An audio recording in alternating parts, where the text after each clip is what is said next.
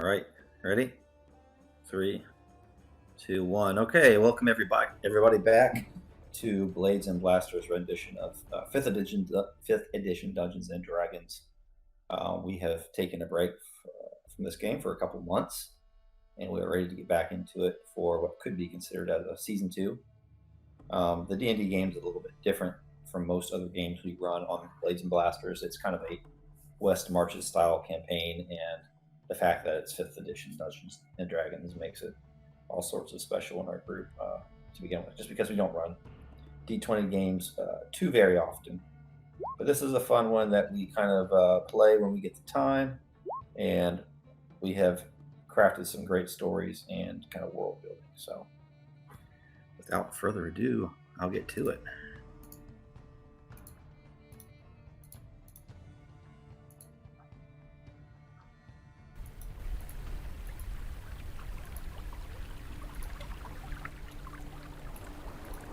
Alright, site should be set up on everyone correctly, alright? Good. I can see. Good.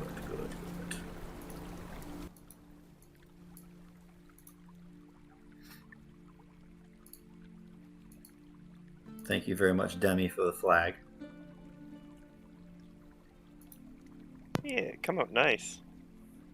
As the first leaves of autumn turn red and gold above the hamlet, a crisp wind blows through the town, pregnant with scents of earth and pine and other green and glowing things.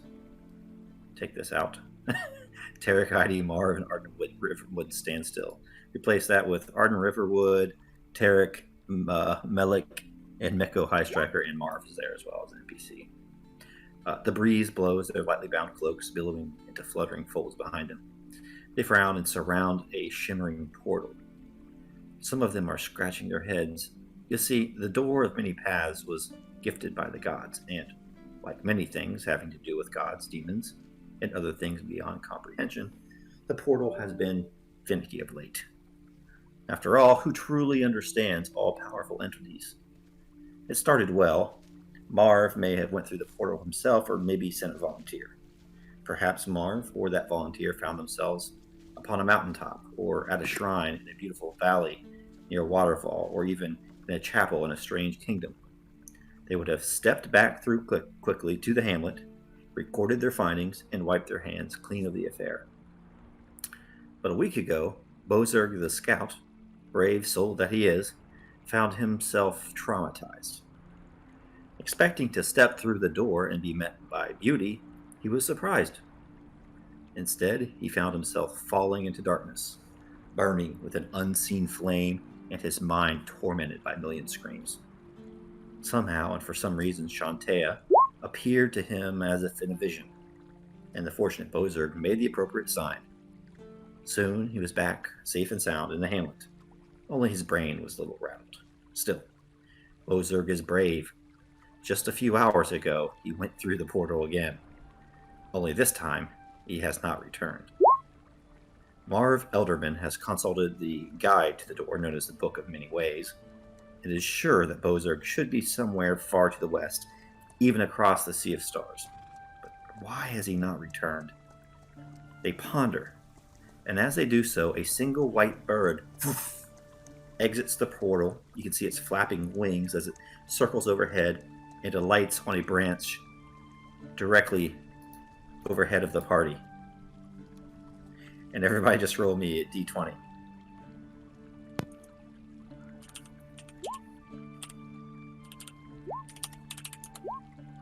And Mekko. This bird alights upon the branch directly above you, and you hear a splat, followed by a warm, icky feeling on your right shoulder as the bird makes a dropping right onto you. Mekko, her large, very grayish hands, brings one up towards her shoulder and wipes it off, kind of flicking it onto the ground with a slight wrinkling of the nose. She flicks at her hand and wipes it against her trousers. She resumes picking up her battle axe into her hand, hefting it onto her shoulders, and looking around the rest. Well, hope that's for good luck then.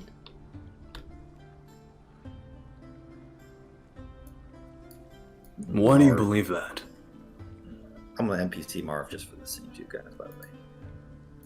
I'm not sure why I believe it. I think it's what people usually say when they get shit on by a bird, make them feel better. Do you feel better? Yes. Mekko gives him a very large smile. Very well. Yeah. Arden is staring into the portal as if by staring into it he can somehow see more in its surface.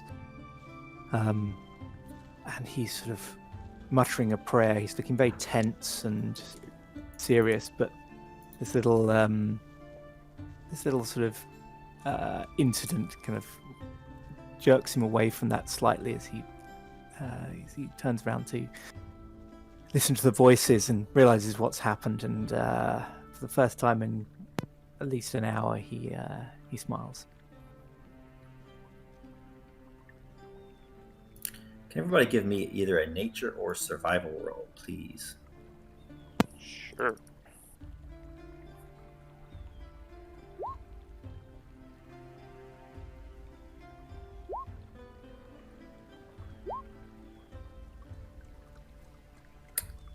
Terric, in fact, as this bird flies out of the portal and lights up on the branch and does its business on Mekko's shoulder, you look up at it in the early afternoon light filters through the trees, casting these golden rays of the first days of autumn around the bird. It almost has a halo about it. And you have heard of these sorts of birds before. This is not a bird from this region that has come through the portal. It is a animal very close and near and dear to the sea. And just like Mekko said, of course, some do consider it a good omen and even a harbinger of all good and proper things. The gods smile upon us today. This will be a fruitful journey.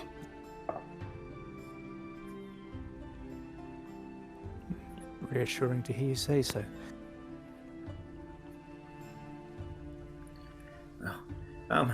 I'm awful sorry about this, but I could have sworn I had this one right. It's just something awful to do this to Bozurg 2 times in 2 weeks.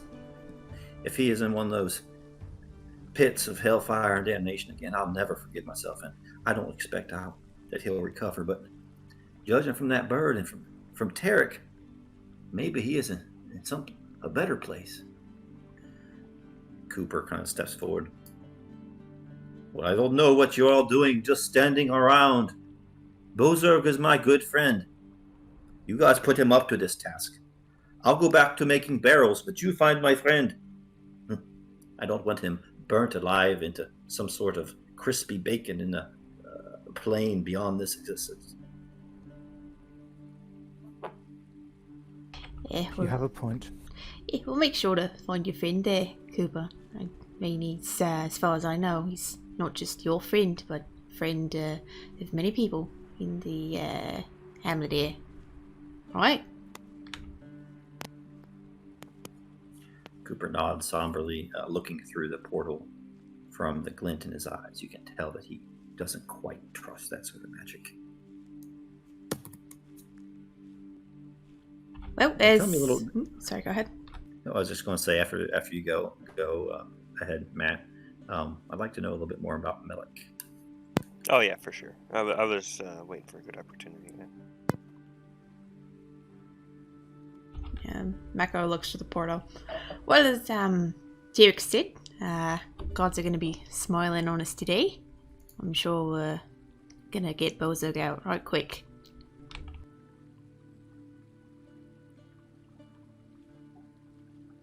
I certainly do hope that's the case.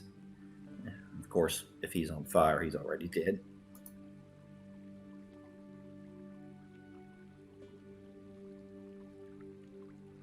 So I'll go ahead and introduce Melich. So previously, we did also our text RP, of course, and Melich has been pretty prevalent a ways back in that, being air quotes, the one good goblin, basically.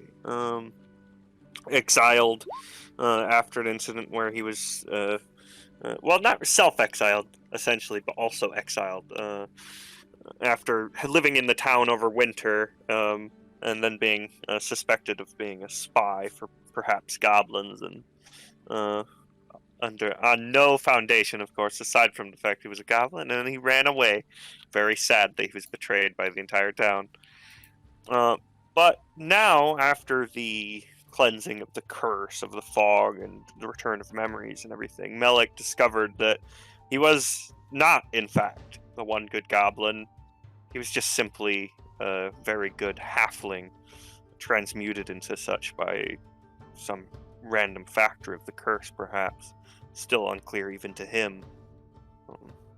Now, one of the first times he can really be in town again, and the first chance he's had since discovering the truth, he wanders through as if a traveler, kind of a little bit meager and afraid, given the conditions of how he was treated before. And kind of watches on as the group discuss this from the shadows near the tree in the center of town, waiting for them to make their move, waiting for a chance to approach and speak to Arden, one of the few who seemed less doubtful of him in the past. Of course, he watches as Terric stands amongst the others, one he quite fears and has no good repute with. Now, were we around when he actually changed back? No, that would have happened in the forest, pretty much. He was, again, he pretty much self-exiled, and also Terric had all guards on watch for him to kill him on sight. So he was literally out in the forest, living on his own, hunting down other goblins and orcs and stuff after the battle back then. Since then, he's been living in a rather large, slightly hollowed-out tree. Of course, it's been a while since the curse was lifted, and it took him a while to kind of come to terms with and realize what he actually was, as his memories recovered. The fact that he was lost quite a long time ago, with Puppers, who, of course, is not actually a wolf, but a large Saint Bernard. Yes. Yeah, he watches and waits. Powerful magic. Yeah. But yeah, he watches and waits from the shadows, as he always has his whole life, listening in, seeing what the humans and the others, large ones, do, waiting for his opportunity to get Arden alone to tell him the truth, tell him who he is.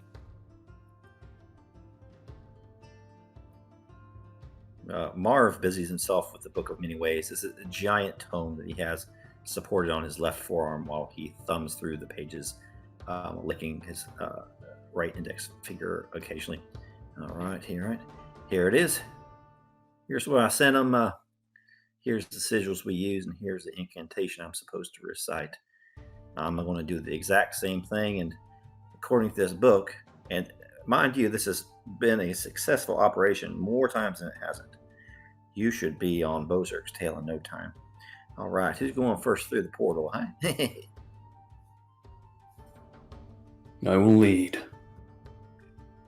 I'd expect no less, Terric. You lead the way. I'll give him a little nod, put my hand on his shoulder, bond between the religious. I'll just walk right through, And just before you walk through, Arden, you've had a chance to sort of discuss and come to if not an agreement, then at least a sort of ceasefire on the religious front. And he says, "Goddess be with you." Mara knows the way. Yeah, Arden sort of bites back something and nods. The portal's not working. Thrust into the portal. So you just go through A, and we'll go over what happens next. All right. That'll be the next scene. Your problem once all you guys are through. And All right. Mekko, I guess we'll look to Arden. Well, guess I'm next. If you wanna follow the rear there, Arden. Make sure you don't fall when you come through, hey? Absolutely. And Mekko comes over and places a rough hand on Arden's shoulder and gives him a very warm smile before giving a wave to Marvin Cooper and heading through the portal herself. Arden says to her, "Stay safe." You too. You've served the Hamlet proudly and bravely, Mekko, High Striker. Peace be with you. And you blink out of existence. As Leah go ahead. leaving Arden and the others behind. yeah, as Arden kind of gets ready and goes to approach the portal and head through, there is a rather loud, almost gallop of sorts from the quite large Saint Bernard puppers, who pretty much just about topples him over, depending on whether Arden fights it off that much. He's probably too startled to really fight it off. Yeah, he kind of Yeah, with a so half-hearted attempt, but that's Yeah, it's the classic large dog tackle where it knocks you quite off your feet and down as a rather large slobbery tongue starts coating your face and thick rolling saliva. As you see riding atop the hound, of course, a small halfling figure that looks at you with rather large, wet, expectant eyes. Whoa, down, boy, down, but down. Yeah, Puppers kind of begins to pant and wag, and of course, as he wags his tail, pretty much his whole body shifts from one side to the other, almost snake-like. And Melich pulls back on his collar and makeshift reins made out of a seemingly some kind of thick fiber.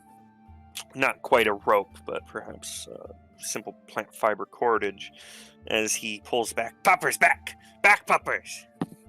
And he kind of looks up at you, of course.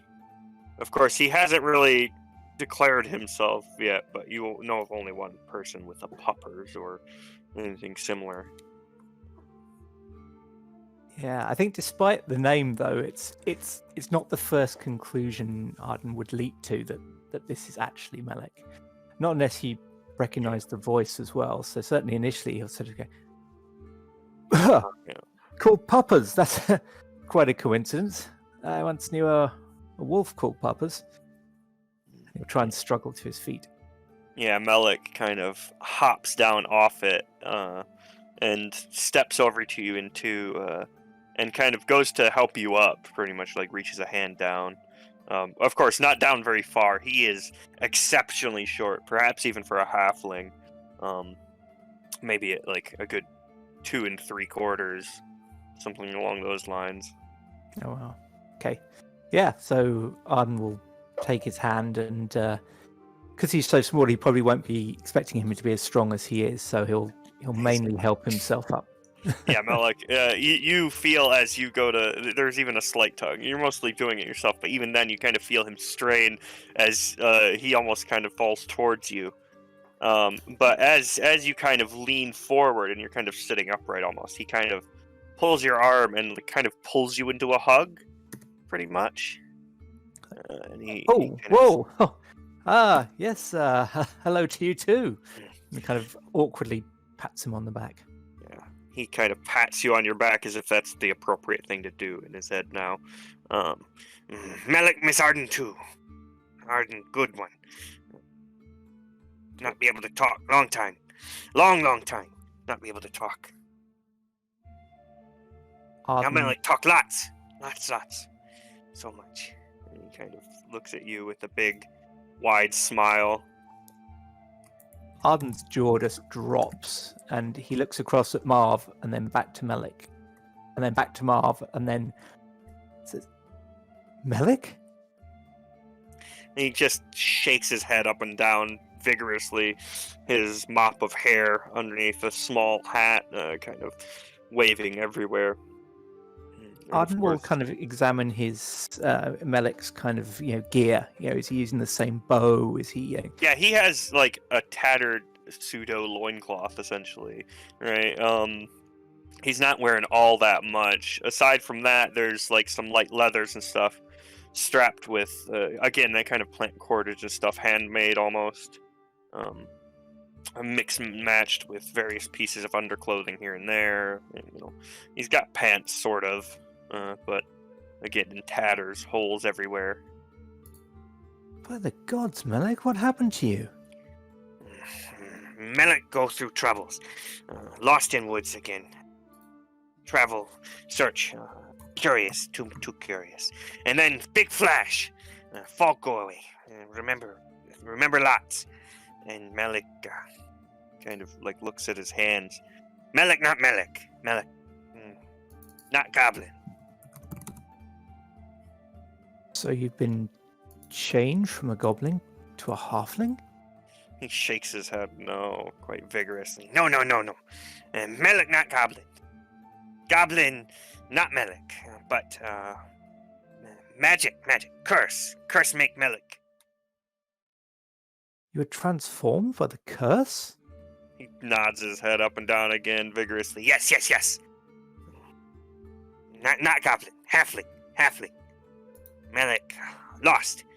Then curse. Then goblins take. Melich be goblin. Not want be goblin. Nowhere else. Can't go. Arden looks across at Marv and he starts rubbing his temple, kind of like, I think I've got a headache coming on kind of way. and he says, Marv, have you ever heard of such a thing? Beats me, Riverwood, but then again, the world is wide and Shantae's bounty is bountiful. Well, stranger things have happened. After all, dragon up in yonder mountains just removed the entire curse of the Whisperwood, so anything's possible. Mel kind of nods along as if, yes. and he kind of points up at Marv. Yes. Orcs. Zibble zib. Orcs, not orcs. Orcs, ugly human. Is that something we actually know at this point? I think we found out through the trade routes, right? Yes, because 2 seasons have gone past. Of And now you've kind of established trade with Zabilzabar. And the personality of the orcs there haven't changed. They're still kind of petulant and stuck-up dickheads, but they're humans. I don't know if you're in any of the sections with them, but they're like, they thought their shit didn't stink and like they were the best. Right. Yeah. Okay, yeah, I wasn't there for this, but okay. So yeah, we've got some reason to believe this is possible. Arden's now, he's now completely sort of off balance. So he definitely believes Melich, but you can see he's having trouble just taking this all in. He's obviously been spending a lot of thought on this portal and worrying about this and what might happen to Bozurg, and he's been sort of so deep in that thought that this has kind of jolted him out of it and into something that he's having a little bit of trouble processing. He looks across at Melich and says, "Well, it's really good to see you, Melich, and I think we owe you an apology as a town, as a village. But we have a friend to save. Can we talk about this when I get back? When we get back?" Yeah, Melich kind of nods slowly this time, kind of contemplative. He seems unsure about everything, but he kind of looks up towards you. Yes, Melich helped before, out in forest. Kill gobos, kill mean ones. But He kind of looks towards you and looks towards the portal. now Melich help good. Help here. Safe and warm again, yes?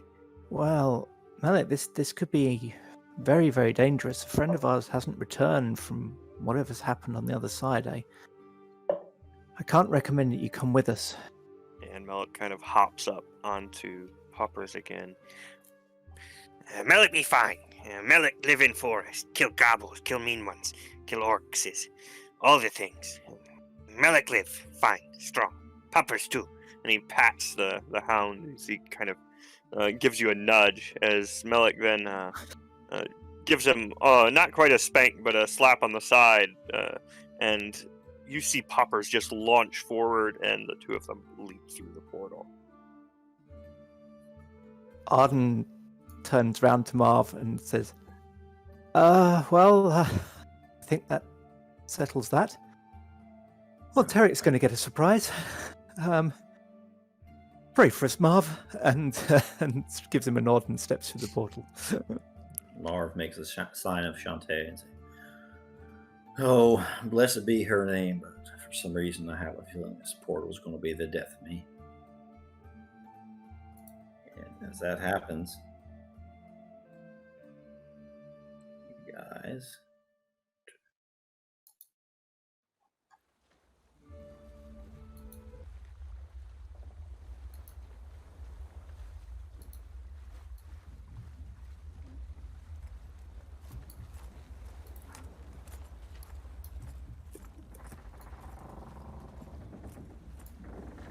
Nope. It's not Heidi, it's Mekko.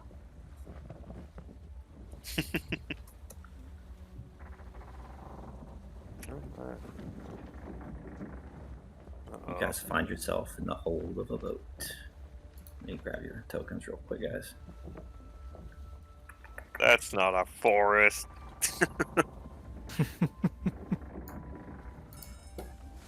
Mekko.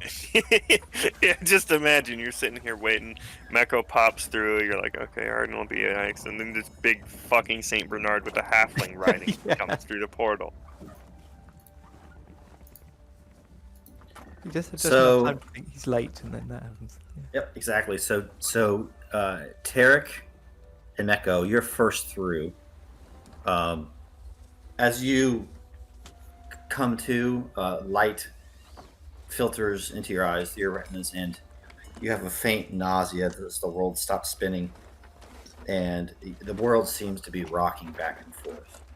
And you're probably thinking this is just the side effects of the portal, but then you hear the creaking of floorboards and the groaning of joists of the ship's hold, and you hear the lapping of waves against the hull of the wooden ship, and that rocking is the floor beneath your feet. Soon thereafter, Melich and Arden spill through. You have the similar sensations to Mekko and Terric, and that as the faint light, as your eyes adjust to the faint light and the dizzying environment, you see in front of you, slumped against a post, his hands bound behind his back and a chain around his neck, you see Bozurg. He looks pretty beat up. There's a large gash across his forehead, and his hair seems to be matted with blood.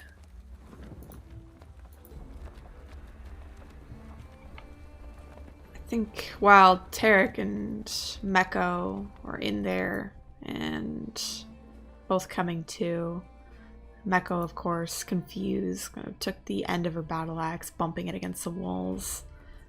Never having been on a boat before, there's definitely confusion in her eyes, but she sees Bozurg and she hurries over, placing the battle axe, leaning it against one of the walls.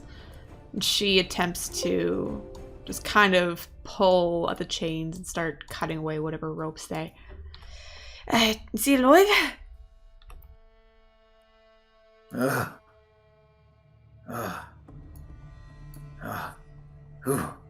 Who is it? Who goes there? No more meetings. You're right. It's Bozurg. It's Mekko and Terric from Hamlet. Bozurg kind of raises his eyes, his left eye is nearly swollen shut. Oh, bless Mara. I've never been so happy to see such an ugly face, such a beautiful face. You know he's still tied up, right? Oh, maybe you can you can help me with that particular situation. Sure. Derek, you got I don't know, like things to cut chains with? Like steel cutters? I've got a hammer. Sure. Maybe I can put my axe here, and you can bash the axe, and then we could break it? Maybe. How thick are these chains? Yeah, you could easily bash them open. There are also some cords and hempen rope around his feet. Use your axe to cut the rope. I'll deal with the chain. Bozurg, who's done this to you? I don't rightly know. I don't know who the hell they are. All I know is I stepped through that godforsaken portal and tell Marv I won't go through that damn thing again. Burn me once, shame on me. Burn me twice, shame on that bastard priest. But I materialized and there's some sort of battle going on. Some sort of naval battle. It was all so quick. As soon as I came to, I was bashed over the head. Next thing I knew, I ended up here. There's only one thing that's burnt in my mind. The vision of a ghastly mask with two dragons perched over the brow. The parties seem to be fighting over the thing. I can only think that it's linked in some way to that door of Marv's. I've been on top of mountains and prairies and valleys. Wherever I come to, there's always that same sigil. Two dragons. One gold, one green. You said you were tortured. Did you not see them? No. It's some sort of magic. They kept me in the dark. So dark. Well, we're here now. I'm gonna start smashing those chains. I imagine that's about the moment you hear the whoomp of the portal as Puppers crashes through it, and Melich likewise, and they kind of come through over the grate and kind of topple from the uneasiness of it all, the nausea caused by it, and he kind of sits there shaking himself, trying to calm himself, stabilize himself really, as he stands, kind of brushes himself off and helps Puppers. What? Terric, I know you're brave beyond all measure, but don't think you can defend a child in battle, much less a canine. At this moment, I thought we were already through, but at this moment, Arden comes sort of stumbling through the portal, and as he comes through, he's already saying, "Terric, don't kill him!" Mekko, What do you want about? Don't kill. Now, Terric, you Yeah, Sometimes- Puppers sees Terric and starts this big, heavy, rumbling, low growl. Easy, Puppers, easy. See, Terric, and you know how the orcs in Zabilzabar, they weren't really orcs. The curse had changed them. Why are we speaking of this now? It turns out that others were affected in a similar way. Yeah, Arden's looking very nervous. Yeah, Melich kind of hops up onto Puppers, and very similar to the token, that kind of semi-glare almost towards Terric, or Melich, yeah. Seems a bit loath to speak to Terric, kind of looks over to Bozurg, then to Mekko, and takes in the situation.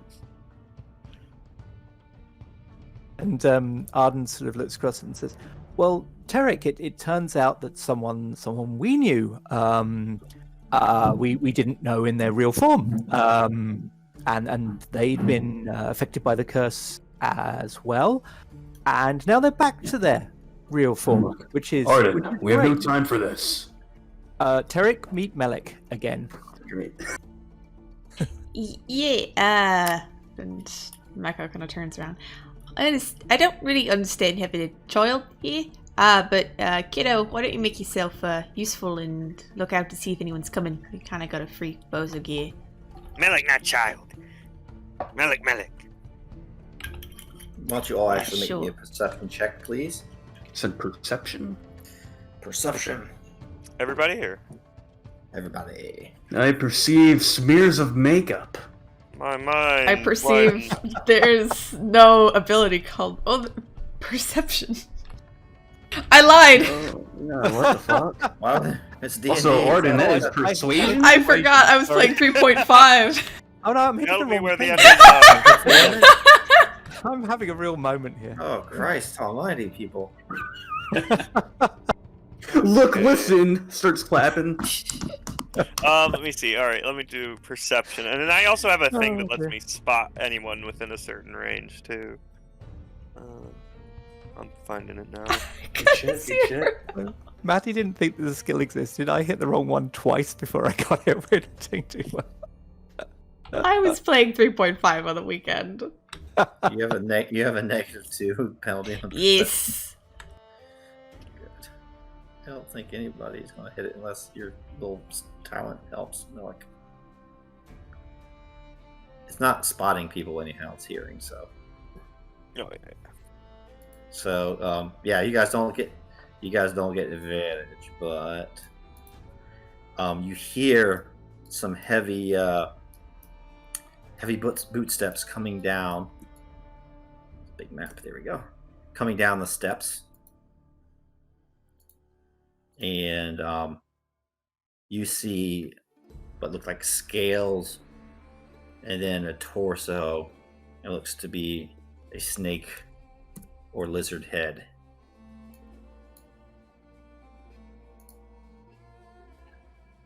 Was Bozurg freed? He's free now. But he's pretty beat up. He's not making his check. Yeah. Mekko looks over to whatever's coming now. She's not sure. She's not even sure where they are. Exactly. She's like, hey, fucking sneaks! Yeah, suddenly you What's hear this? his voice go.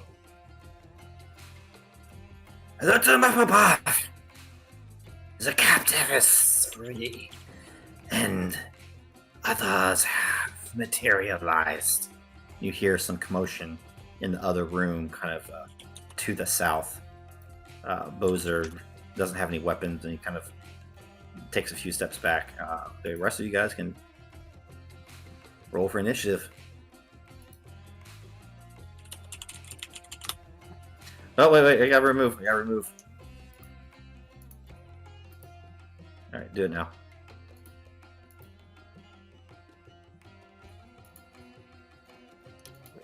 Initiative. Boop.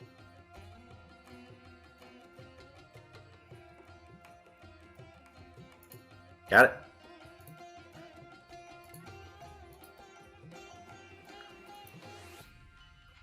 Alright, Terric, you're up. Yeah, we're just gonna run at it. Fuck it, I know snakes are bad. Yeah, you see this thing kind of come to the bottom of the steps, and he looks at you, and your eyes lock with its serpentine gaze, those vertical slits, and you charge at him. Yeah. And then I'll yell back to someone to protect Bozurg. I'll fucking run up, Warhammer. Oh, more people. Mm-hmm. Is there like a little pillar here? I want to get like... Oh, yeah, there is. That's fine, though. Take your shot.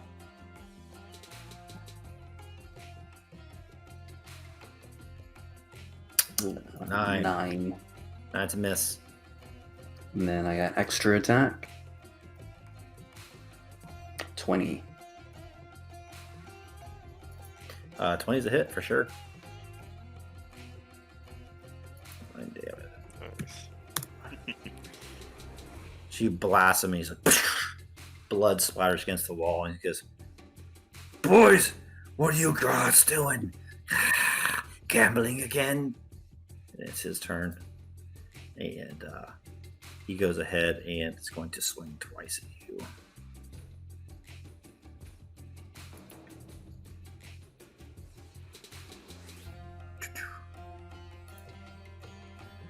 Miss. Miss. All right, Melich, you're up. I'm just finding the dog thing. I just realized we don't have a thing for puppers. But he has the wolf stats, essentially, aside from keen tactic, or pack tactics. Do we have to worry about that tonight? Yeah, oh, no. It'll basically just be like an extra tag, almost. Okay. Except it's puppers attacking, rather than having to, like, do a whole separate thing. That's But, fine, so... Yeah, so Melich is kind of a top puppers, and for now he's going to take a shot with his bow.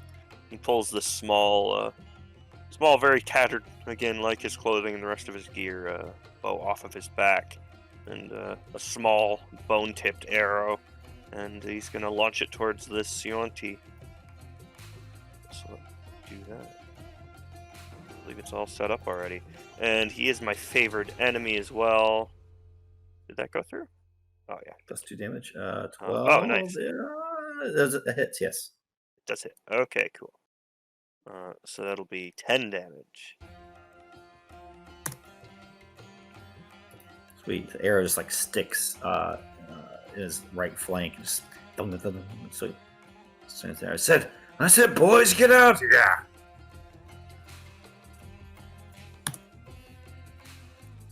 And Mekko.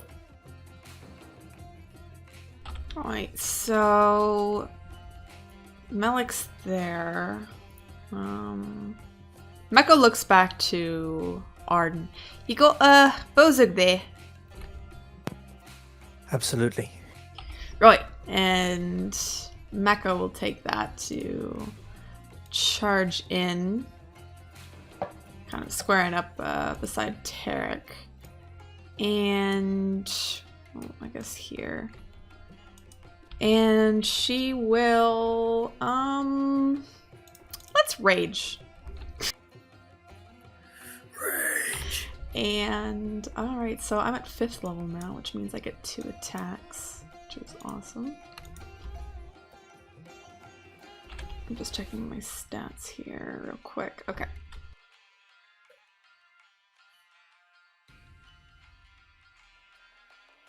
$15 hits. Yeah, awesome. So it's 16, but it does a bit more, I think, because I'm raging. That is, let's see. So I get plus 2 to, so it's 18. Yeah, so 18 damage. Got it. You get to go again, right? I do. And a 21. Oh, jeez. Alright, and she hits for 10 for that second one. So Mekko runs up and just lets out this war cry and just starts swinging her battle axe overhead, two-handed, just starting to slash pieces of this snake man apart, scales flying in every which way. Arden. Okay, so Arden steps forward over to here to kind of give Bozurg a little bit of cover. I presume Bozurg's fairly injured, so Yeah, yep. I'm going to cast Cure Wounds on him. So he'll get 9 hit points back. Sweet. That brings him to 19. Okay. So, and then Arden will... Can I also hand him... I've got a hand axe in my belt. Can I hand that to him? You can. Okay, I'll do that as well. Yeah. So take this. To be quite honest, I never much liked you back home, but you're an alright lad. Arden's not quite sure how to take that, but he sort of gives it to a taut smile. Thank you. So polite. Alright, Terric, you're up, but then these other two enter the initiative. Alright. You remind me of someone I hate. I'm gonna swing. 22 to hit. For 9. And I'm gonna swing again, baby. A swing-a-ding-ding. That is a Mekko is 10. getting. Well, a 10 does not. Does not hit. DC 12. And I will bonus Shield of Faith, Mekko. What does it look like as that shield kind of. So my first hammer hits a guy, the lizardman, and he takes a hit. I whiff the second one, but my mace glows. And then on the backswing, I sort of tap her on the back. A little light engulfs her, giving her +2 AC. Nice. And it's his turn. So you just hit him. He again will swing at you once. Actually, twice. 24. I'm guessing that hits. Yep. 4. I gotta make a con save, and it's +2. I'm good. That 23. hits. Shit for damage. Alright. Slashes Still you a couple shielding. different times, but such a flesh wound. And Melich, you're up. Yeah, Melich sees the pressing attack, and he's gonna reposition as he kind of, instructs Puppers, and Puppers dashes over to the side, moving quite quickly. How did it all get in here? Can I see this one here? Yeah, if you can see him on the Okay, map, yeah. I think you can see him. Yeah. And this one's looking pretty hurt, right? Yes. Okay, yeah. So I'll Melich's gonna try and finish this one off, but get in a good position to deal with the others. So I'll do another shot at this guy. Nice. So 6. Got it. All right. Turn for the other guys. We're going to go up, and he's going to move. You see him dash out, and Mekko, you feel somebody behind you, and you feel a scimitar slash at your neck. Ooh, Oh, crit. shit. Uh-oh. Well, that's 7. So, Not too and it's half damage. I guess round it up. So Yeah, 4. it's 4. And then he's going to try to bite you as well. Tries to so he gets purchase on your flesh, and his scimitar just kind of yanks it back, and the fangs kind of pop out of his mouth and tries to bite down on the back of your neck. Oh, shit. 6 piercing and 4 poison. So that's 6, 10, so 5.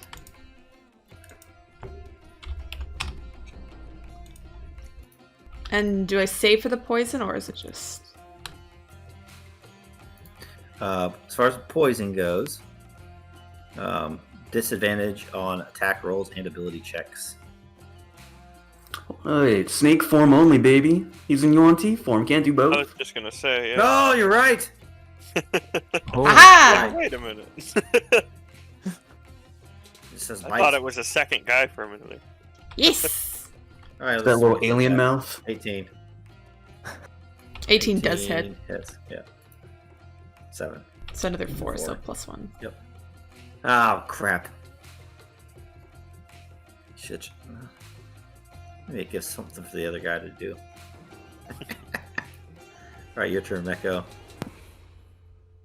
Right, so got one that's stabbing me in the back. Attempting to try to gnaw on my face, but that didn't work. Oh, that's music. One sec. I got down. Thank you. So she's gonna keep going after the one that her and Terric have been going after, just to get rid of it. I think she's hard on that one. So 25. Yes. Nice. So that's already including the rage. So that's 12, 12, yeah. And he goes down. Mekko just cuts him apart and immediately turns around to the one that's been poking her in the back. And she's like, I usually prefer facing the enemies, but alright. And she's going to continue that motion and swing at him. And here's that noise we love to hear.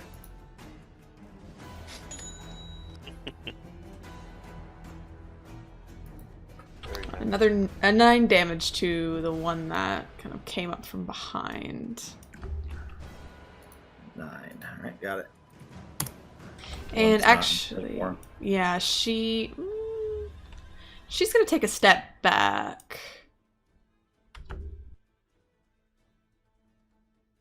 And that's it. That's Right, an opportunity attack, yeah? For 5 foot? Oh yeah. Yeah, 5 foot. I don't think if you're still Only in the attack Pathfinder has range. 5 foot step. Ugh, oh my goodness. Never mind, I'll stay. Take it. Oh yeah, you moved around. Yeah, if you move around the circumference, it's okay. Yeah. Ah, But gotcha. yeah. Gotcha. I can't really squeeze thank That'd you. be past. fair. I'll call out Thank players you. and GMs It's alike. okay. There you go. All right, Arden. Okay, I'm going to cast. I think I'm going to whack a guiding bolt at him. Nice. No, I'm not. I'm you're going not. to attack the wall. The wall's feeling. Man, that would have been some sick damage too. Wow. Yeah. Is that it? Yep. Yeah. All right, this next guy here. Let's see. Ah, stupid. Let me see. Is that shape change is a action? Yeah. So it's going to use action to change into a snake. You see it start to kind of come around the corner and it just sinks to the ground and is kind of curled about the door jamb here. And you see it try to one,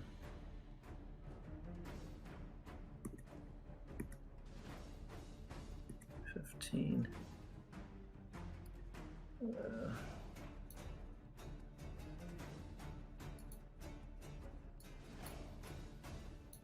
I can get to there. Yep. Is he gonna take an And- opportunity attack? Doesn't leave either. From way. Mekko. Oh, Ah, yeah, he does. Woo! When did you get one from Mekko? He went here. He Went diagonally. Yeah, he did. He went up here too. All right, fine.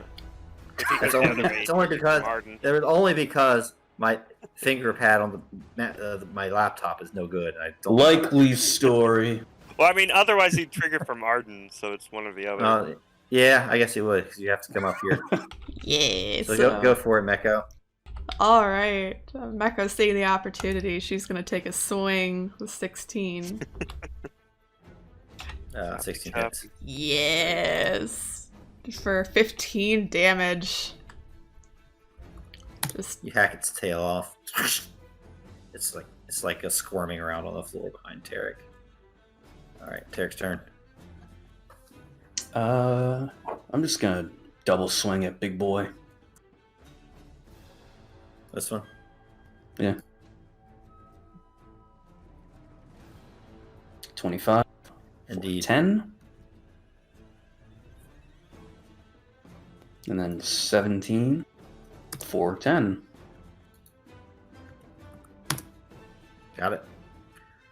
All right, Melich. 20. Alright, so now he's up close. This guy kind of gets up here, and Melich drops down off of Poppers, and he's going to go in with a bone knife first, and then Poppers will actually act as well. Let me just make sure this is set right. Alright, so here's my bone knife on my... Oh, it's set to strength. There we go. That's better. So, yep, he'll dive in with the bone knife towards this guy. Yep, 14 hits. Alrighty, and that also, of course, has the +2 to humanoid, so 7. As he pulls this long knife out and We're kind not of... humanoid anymore. He's a snake. He's a snake. Oh, yeah, I guess not, yeah. But yeah, so poppers, of course, as well, then. And that is, let me just make sure the damage is correct. 2d4 +2, okay.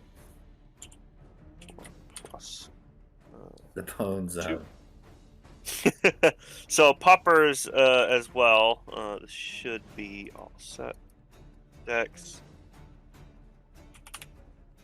for damage. Just tries to maul the snake. Yeah, he's coming in for it. I realize me and Puppers have the same stats basically, so well, dex wise. That's it. But yeah, so Puppers will chomp down for 9 damage. Yeah, growling. Briefly has this big snake in its jaws and it somehow squirms out.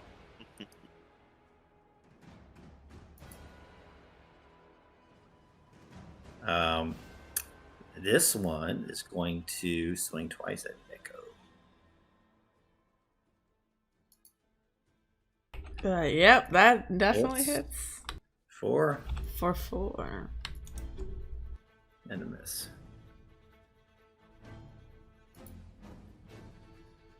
Mekko, you're back up.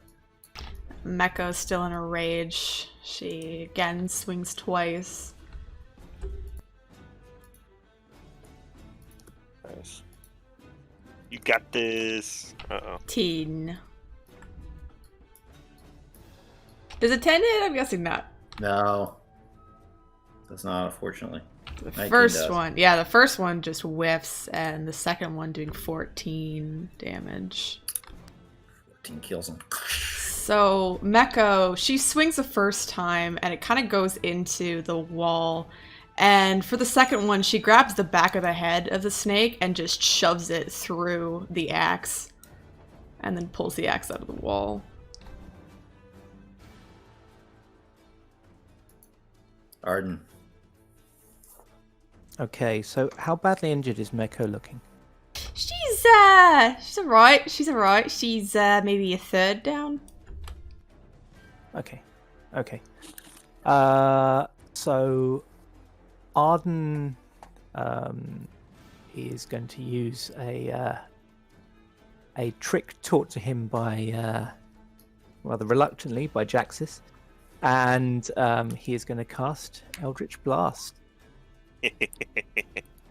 He gets 2 of them, so he's going to try 2 on him. So the first one probably misses.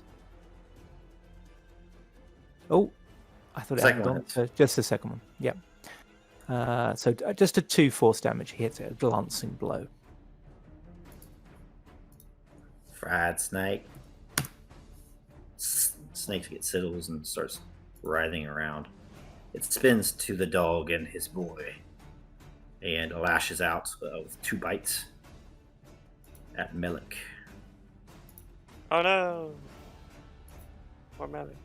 12. I do not think that hits. It does not have 13 AC. Oh! And another one. Oh no, that 13. definitely hits. 6 piercing, 6 poison. Got the 12, poison. alrighty.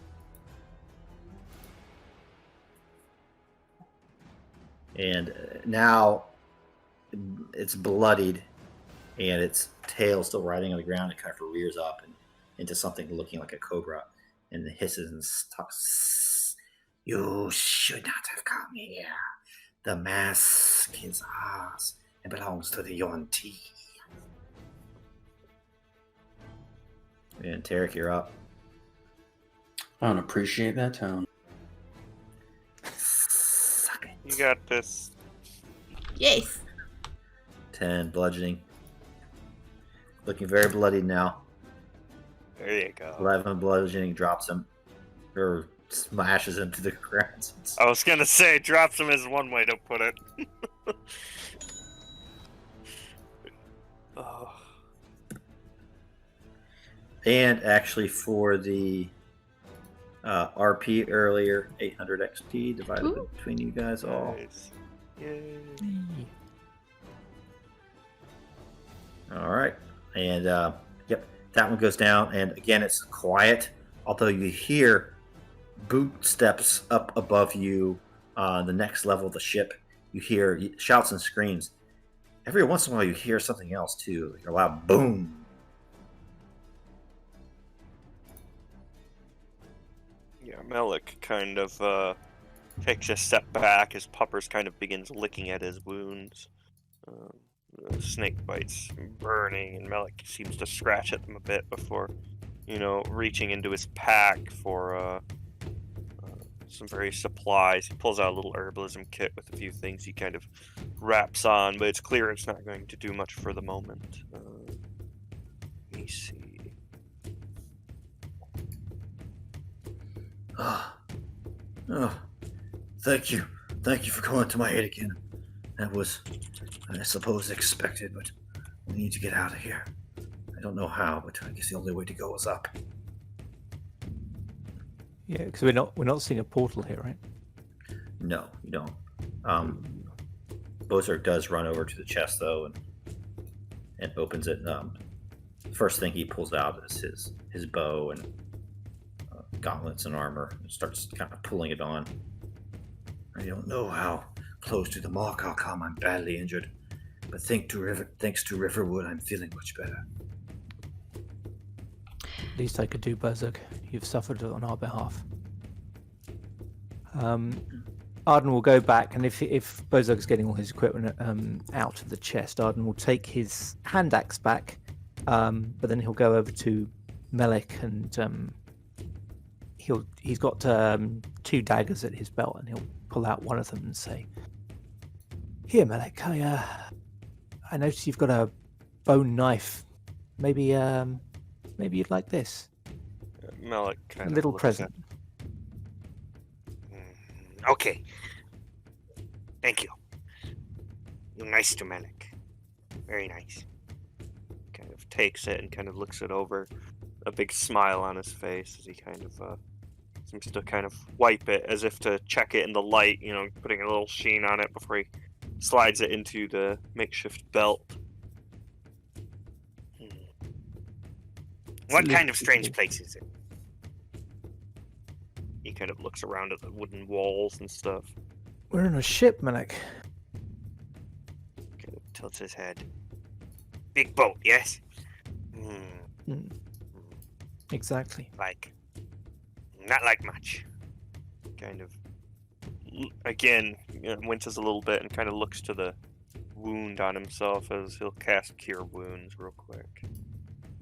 That's 1d8 plus my mod, so it'll be 1d8 plus 2. Wow. Fucking hell. Yeah, he cast the spell, and it seems to do a little bit, but it doesn't seem all that effective. Arden's eyes open wide, because I don't think we'd ever seen Melich cast a spell before, had we? We knew about him in herbalism, but I don't think we'd seen him cast a spell. Yeah. He had used healing very rarely, mostly because people wouldn't let him. So it wasn't really commonly known. It was well known that he knew his herbalism shit very well, but again, even that he didn't have a whole lot of chance to practice because people were so distrustful during his time in the village. Okay. Arden will, seeing Melich is at least in some measure capable of dealing with his own wounds. Arden will look over to Terric and Mekko and say, "So, onwards and upwards." Yeah, one of you mind healing me? I'm a bit bloodied, and she's kind of looking at her arms, and some of the stones that she's embedded in her skin have been scraped off from the damage. Oh, I got this one. I'll put my hand on her shoulder, and 10 points of lay on hands, and I'll say, "You should wear armor." And as Mekko's being healed, she looks up to Terric. Yeah, I kind of agree with you there. How about this? I'll wear armor if you let me, as a guard of the city. Eh? Now's not the time to discuss employment. Fine. The light's gonna fade because it's only 10 minutes, or she'll fade. So Okay, we should plow on then while that's still in effect. Not so fast. There's more. There's more in this chest. Really? Take a look at this. Oh, these bastards seem to be some sort of plunderers. And as you look into the chest, there's like a bunch of gold in there. There's a sparkling shirt of chainmail that seems to glow its own accord. And there seems to be a sword that seems to glow with a kind of a crimson energy as well. And Melich kind of comes up along Bozurg and kind of leans down in, nearly falling into the chest. He, kind of over the edge of it, as he kind of digs around through it, kind of looking at the various things. He doesn't seem to pay much attention to the gold. Almost just outright kind of knocks it out of the way to look for something useful. As he kind of checks out the various stuff. So I just typed it into the chat there. Ooh. Boots of Elvenkind, 100 gold pieces. Adamantine armor, a chain shirt of such. Boots of Elvenkind. Oh, said it twice. There's only one pair. yeah, you got two boots. So It's so good they named them twice. Yeah, 2 boots. Yeah, so good they made It's him. 1 boot each. You don't want to go around with one half of Elven boot. And a sword of vengeance. Oh. Yeah, You know, like I Melich said, kind of- we're not paying attention a lot to like encumbrance and that stuff in this game. So I mean, Melich kind of looks at the sword and kind of shoves it away again as he kind of continues digging through and kind of sees the boots, and his eyes kind of settle on them, and then they kind of look up towards you, Arden, kind of big and wide and glistening as always. In the Puss in Boots eyes. Arden sort of looks at the items and says, I think there is little here I can use. 3 of you, 3 items? Melich looks sad. He's presumed by 3 of you, you meant everyone but Melich. Oh, no, he wasn't. Yeah, really. he imagined that meant Bozurg. Bozurg. Oh, I should have thought about that, yeah. Yeah. he's still a little bit dazed. He's not really thinking much of it. He's kind of Bozurg is Bozurg's kind an of employee. peering up he's peering up the stairs, and the crashing and running of boots and shouting gets louder and louder. You actually hear the clash of steel upon steel. Melich kind of looks up towards you again. Maybe Melich take pretty boots, yes? Arden shrugs. Oh. Looks to see if anyone's objecting, and if no one does, he'll say, absolutely. Melich seems to kind of bounce up and down along the edge of the chest as he kind of reaches down in, kind of leaning over the brim of it and pulling the boots up and kind of sliding them over his bare feet. You can see nicks and scars and just the worn callus of his feet kind of find their home in the boots that I assume are magic and kind of shift to fit a bit better. Mm-hmm. how do you know this child, Arden? I told you, Terric, this is Melich. Is that name supposed to mean something to me? When you last saw him, he appeared like a goblin, but that was just the effects of the curse. This is actually his true form, strange though it is. How do we know this is the same goblin, you say? I never met him myself. Well, he's certainly wearing all of Melich's stuff, but he turns to Melich and says, tell me, where did you and I meet last? There was no one else there, was there?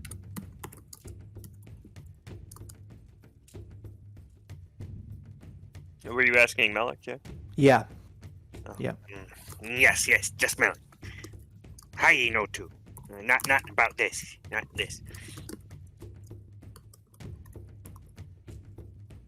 So what were you Melich doing? helped guard the town. From forest.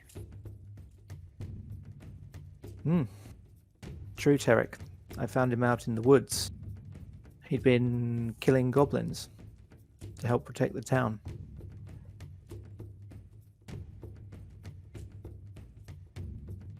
And you spoke with him behind my back. Not initially. I first went to see Heidi. And left it in her hands. But then, soon after, other events happened and the curse was lifted, and to be honest, and he looks apologetically across to Melich and said, to be honest, with the events of the days that immediately followed, it quite slipped my mind. And for that, I apologize to you, Melich, and to you, Terric, for not mentioning it. Right. We'll discuss your magic later as well. Don't think I didn't notice. Yes, well, that was quite a story. Nice. For now, let us go above deck. Yeah, there's some fighting going on upstairs, and I'm sure they know we're here. Melich seems to be paying not too much concern to the conversation for various reasons, but he seems to kind of hop along, almost jumping and stomping, right? Quite delighted with the fact that no matter how hard he stomps or kicks his feet to the ground, they make no noise now.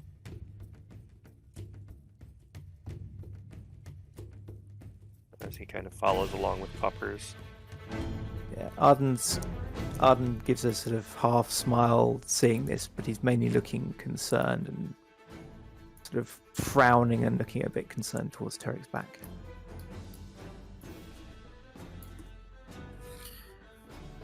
So as you guys go up the steps, probably, you can change it if you want, but Mekko and Terric in front, Arden, Melich behind them, and then Bozurg bringing up the rear. Makes sense. You burst into the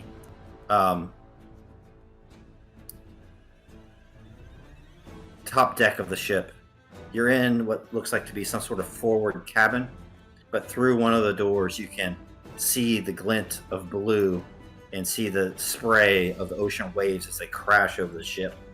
The boat is rocking to and forth, and gone is the stale air of the ship's hold, and you smell that fresh salt spray smell, but it's mingled with the kind of iron smell of blood as you see a battle going on deck.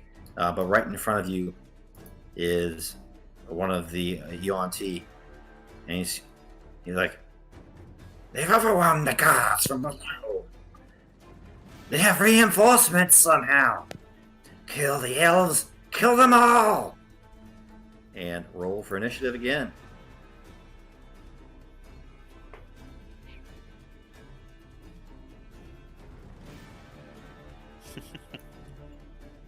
All right.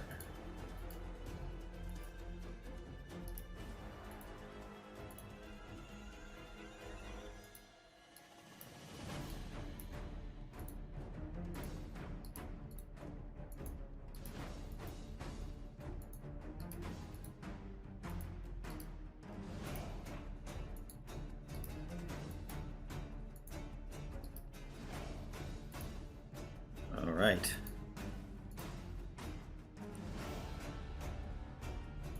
All right, Elvis Archer's going to shoot somebody. So you hear a lot of the stuff going on the deck. All right, I'm just going to double that. And Arden, you're up next. So all you can see is what's in front of you. Okay. So Arden's going to just try and he can see that there's something happening around this kind of area around the corner, but that the others won't really be able to get there until this guy is taken care of. So he just turns towards him and he unleashes a 3rd level Scorching Ray on him. Ooh. Okay, so let's... Sorry, just need to hook that up. 3rd level. Okay, so that was just one of the rays. So 12. Yeah. Second one misses. 3rd one will hit, and then the last one probably misses. 11? Yep. Yeah, misses. But Okay, one of so them, I think two of them will probably hit the 14 and the 22. yeah. Those both hit, and just scarred smoke erupts on the thing's chest, and just blistering skin, and he kind of doubles over. Ah! Burns. Terric. We'll loop around. 1, 2, 3, 4, 5. Slap him around.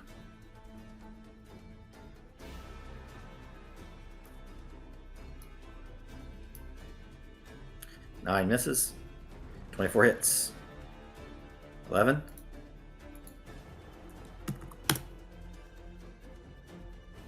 So you just like break his jaw, and it dislocates, kind of hangs slack. His tongue just kind of flashing in and out at you.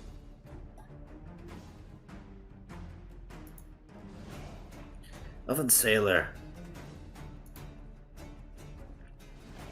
Ooh, 23 hits. That's 22.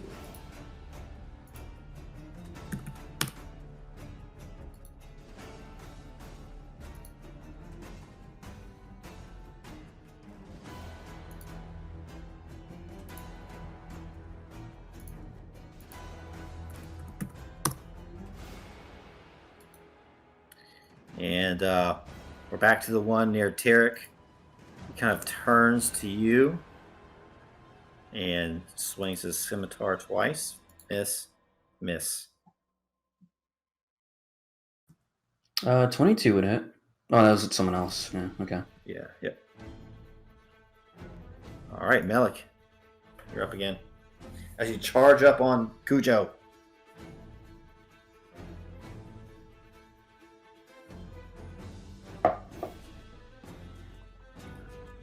Melich? Maybe his mic is muted.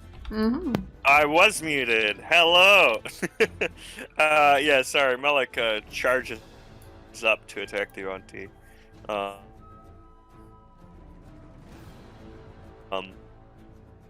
Run. Sorry, just having really severe lag all of a sudden. Come on, roll 20. There we go. So yeah, he's gonna go in close with the new dagger he's got. I'm gonna use the same. Well, actually, you know, I'll just change the name. Space. There we go. Oh, did the wrong thing. There it is. Yeah, it says bone knife, but it says new dagger. As he dives in with that atop Poppers.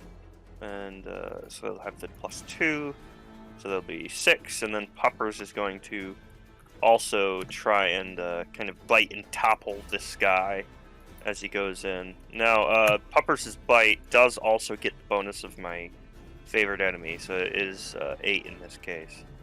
But he also has to make a DC 11 strength save or be knocked prone.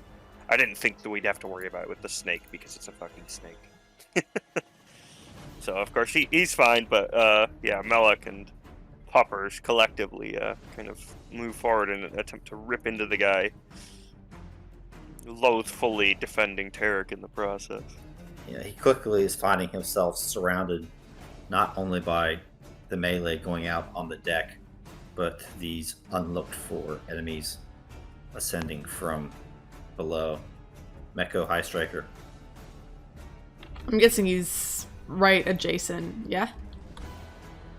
What's that? He looks adjacent. Yes, Okay, yes, adjacent. so He's flanked, actually. He's Yeah. flanked, yeah. So 18 for the first hit. That hits. She's not raging. Sorry, that's I accidentally hit rage. You can still get that aura of protection. Sorry? I think that faded, didn't it? Yeah, that's it 10 faded. minutes. Yes, that's gone. We talked for 10 minutes. So only 11 slashing damage. only. Only. She's not raging 11. yet. Yes, 11 left. Alright, she's going to attack again with the critical. This is gonna do it, probably. Oh, it's Oh, I didn't realize it's a D10 with two-handed. I've been rolling lower than I thought. So 17, or sorry, yes. Yeah, so Mekko, from the staircase, she just jumps up and the first slash against his back, probably cutting off his tail. The second one, he spins around, she slashes him deep into the chest, causing him to fall to the ground. And of course, Mekko taking her axe and waving it above her head as she's going to move onto the deck.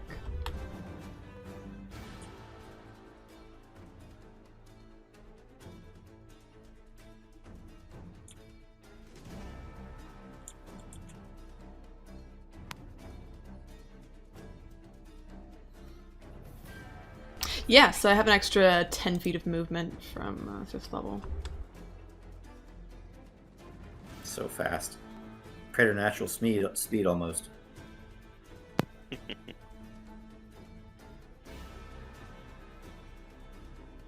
Yeah, so Mekko just starts to charge and to look on the greater part of the battlefield with a smile crossing her face.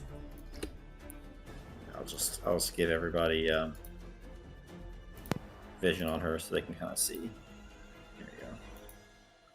Yeah, she breaks out and like there's salt spray just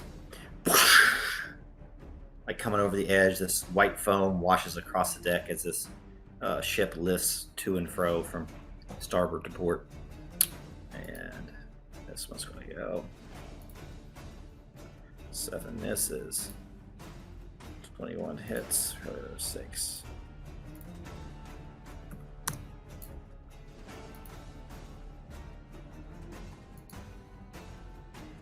Ooh, I'm gonna double this one.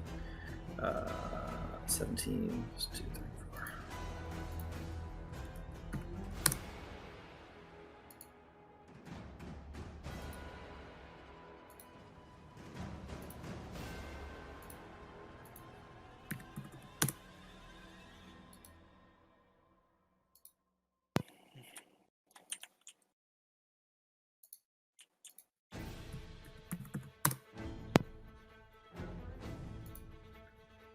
And we're back to the top here.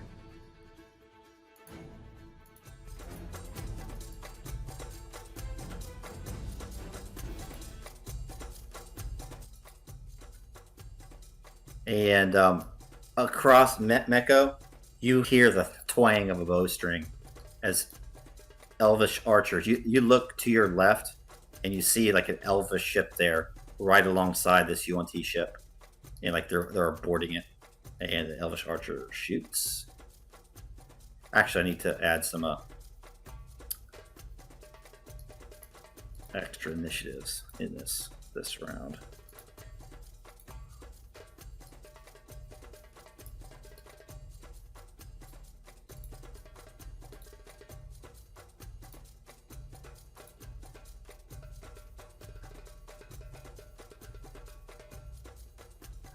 All right, Arden, it's actually your turn. Okay. Round so 2. Arden sort of heads up the stairs because he was kind of shooting up the stairs before. Turns around now, he can see a little bit more of the battlefield. So he heads around to, I should be able to make it here. And then he's going to take aim at this Yuan-Ti and try and hit it with a firebolt. As you guys come up from the hold of the ship, you see these elvish buccaneers and archers in this battle. Their eyes go wide and a battle cry goes up saying, I looked for help! I looked for help! The gods are with us! And you fire a firebolt. It kills him. He's already dead. He's already weakened by the buccaneer. So it looks like what looks like he gets vaporized by your magics.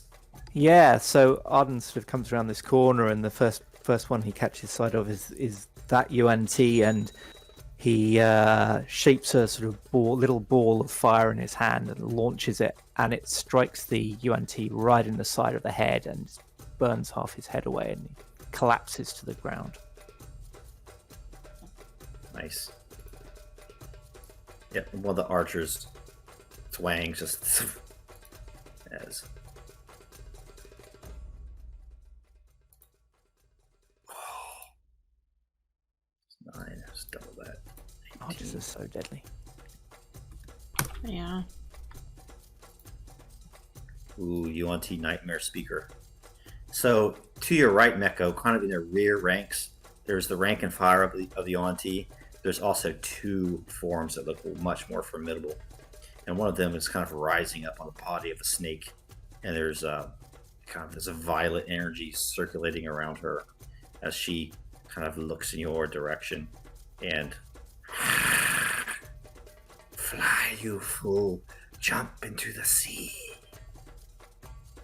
And towards Mekko. Oh, shit. Invoke Nightmare. Mm-hmm. Make a DC 13 Intelligence saving throw. Oh my god. You are not that intelligent, and somehow you made it. I think that's why she made it. She's like, I'm not really a swimmer. Never really done it before. I'm alright on the deck. So what are you? Thanks, though. What was your character very afraid of? Mekko, she's very afraid of going back into the pits. Like basically becoming what is it? Like a fighter again. For money, that sort of thing. And dying horribly. She thinks she's gonna burn to death. So kind of in your looking peripheral vision, yeah. There's like the pit master or whoever like was, poured out all the fighters. Is kind of your says, "We're gonna send you back to the pits if you fail now, Mekko." Mekko kind of glances over and shakes her head. No, we're on a boat. On a boat. He's not. It's fine. It's fine. It's fine. And she's gonna move too.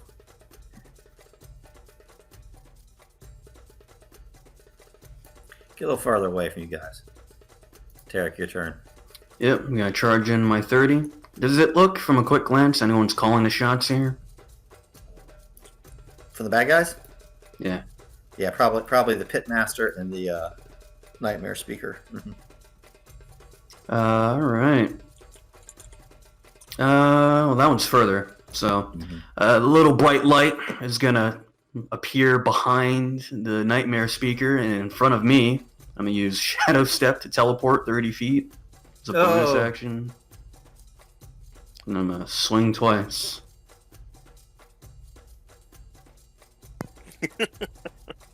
She shall not be saved against your wrath. So, Holy shit! 27 on the first one.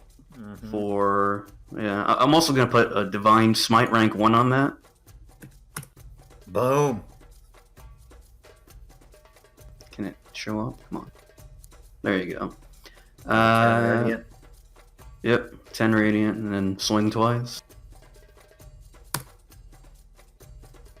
For another 9. Does magic resistance count against that? Radiant damage? I don't think it does. I think magic resistance is against any magic.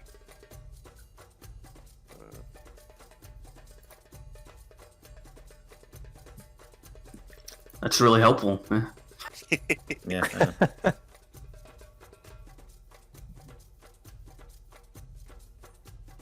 Alright, we just say it's not. It's fine. Alright, what's your second one? 9? Yep. So 19. Yeah. A little bit of damage, just a little. Just gets smacked hard. Yeah, fuck it. We'll put real quick. We'll put the second radiant on that. Second Divine Smite rank 1. Which we'll do.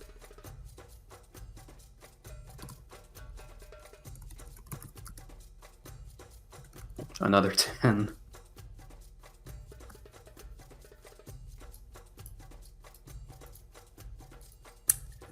Looking bloody. Looking bloody. Alright, Elder Sailor. Seeing they're getting upper hand, next Sailor is going to move towards the Pitmaster. And this one's Pitmaster. going to... Oh, shit. Yeah, the Yuan-Ti Pitmaster. That's a hit. 8. And that's a hit. 12.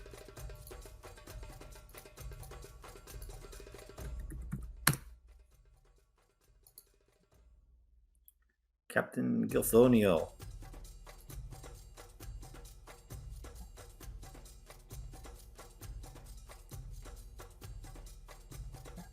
E4. Yep, so he's going to move into the center of the battlefield. And you see Mekko, this tall, lithe, very swarthy figure with dark hair, kind of wading into battle. He unslings this sword from his back. He says, "Elves of Southlandia, leave none of these savages alive. They have taken what belongs to us, the mask of Saint Michel. It shall be ours again, and the sea will run red with their blood." So you guys can add a d4 to your rolls, provided you can hear him, which is pretty much all of you, I think, at this point. Hey. Melich, your turn. Alrighty, let's see. Melich, let me see. My movement speed. I get +5 because I'm a tiny man. Oh yeah, I've got 35. So Melich charges up on puppers. Ooh, just enough. Well, actually, you know what? He's gonna kind of run up here, kind of, and get a good position up next to this guy, and take a shot at the pitmaster there, with his bow. And let's see. Come on, Melich. There we go. That hit, I assume? What was it? 18, for 8 damage. Absolutely. Nice.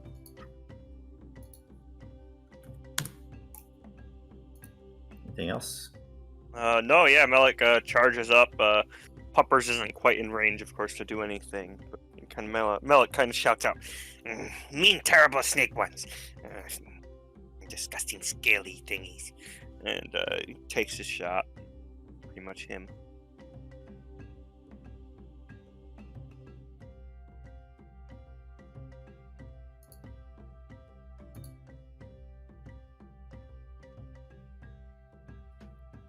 All right. Mekko. Yeah, I think after that slight vision, Mekko's gonna fly into another rage, and she will step up to this one here and just start hacking him away. So 14 hits. 14 hits. Wait, Oh, which one you take? Let's try and look up this magic resistance. This It says like it gives you advantage on saving throws, not necessarily resistance against the damage. So I think we're good. So against this guy, yes, that does hit. 15. Looking not good. All right, and she will again slash away. Oh, with the critical. Yeah, let's roll this one. Still gonna. Amazing. Gone. So, Mekko, I guess in conjunction with the sailor here, does he have like a sword or something? Yeah, the sailor does. Yeah, so she will grab the Yuan-Ti kind of by the throat and shove it into the sailor, having him stab it, and with that she will take her axe and just lop off its head. Nice. Yuan-Ti's Pitmaster.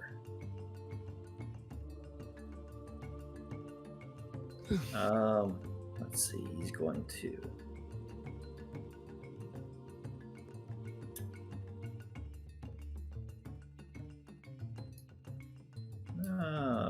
Mekko High Striker.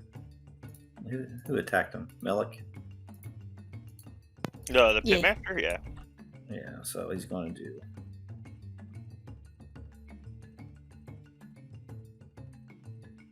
two Eldritch Blast towards you. Oh no. Not the blast. Let's see. 1d10 force. So he needs to range spell. Oh shit. 21, so 1d10. So 6. Ready. Or Melich. 18. Ooh. Not good.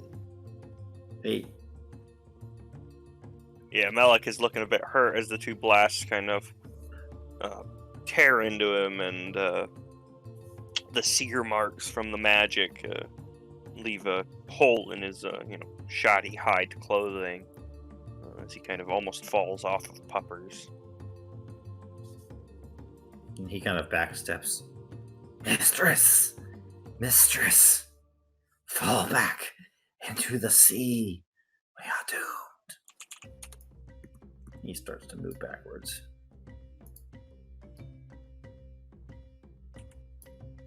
The elvish archers, seeing that the day might be soon won, presses forward and she attacks the archer. That pitmaster. 17 hits, 8. 25 hits. Oh boy. So you see this thing getting pelted with arrows as it tries to retreat.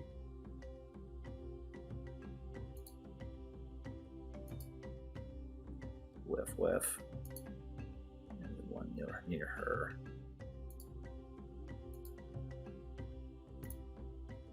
$14 hits and 7. All right, Arden, you're up again. Okay. So Arden, not being able to see very much from where he is, will first of all step through to there. Then sort of take in the scene a little bit more, and he will then step over this way a little bit further, get 20 feet there, and he's going to go for the pitmaster. And he's going to cast a 3rd level magic missile. So that will be 1, and then so he will get 5 of them. 2, 3, 4, 5. That's 5, 8, 13, 15 damage I make it. The pitmaster? Yep.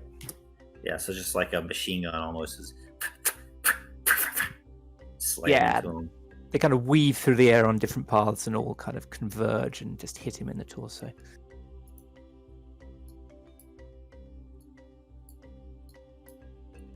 And to add insult to injury, both of those hit.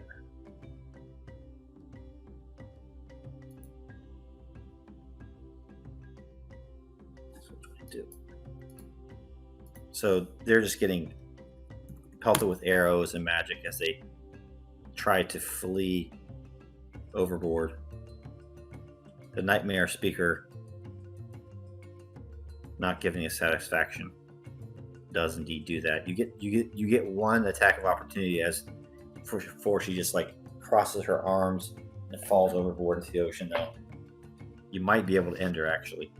Yeah, if I hit, she can't even move. Got Sentinel. Oh, Oh yeah. Oh. Just don't fuck it up.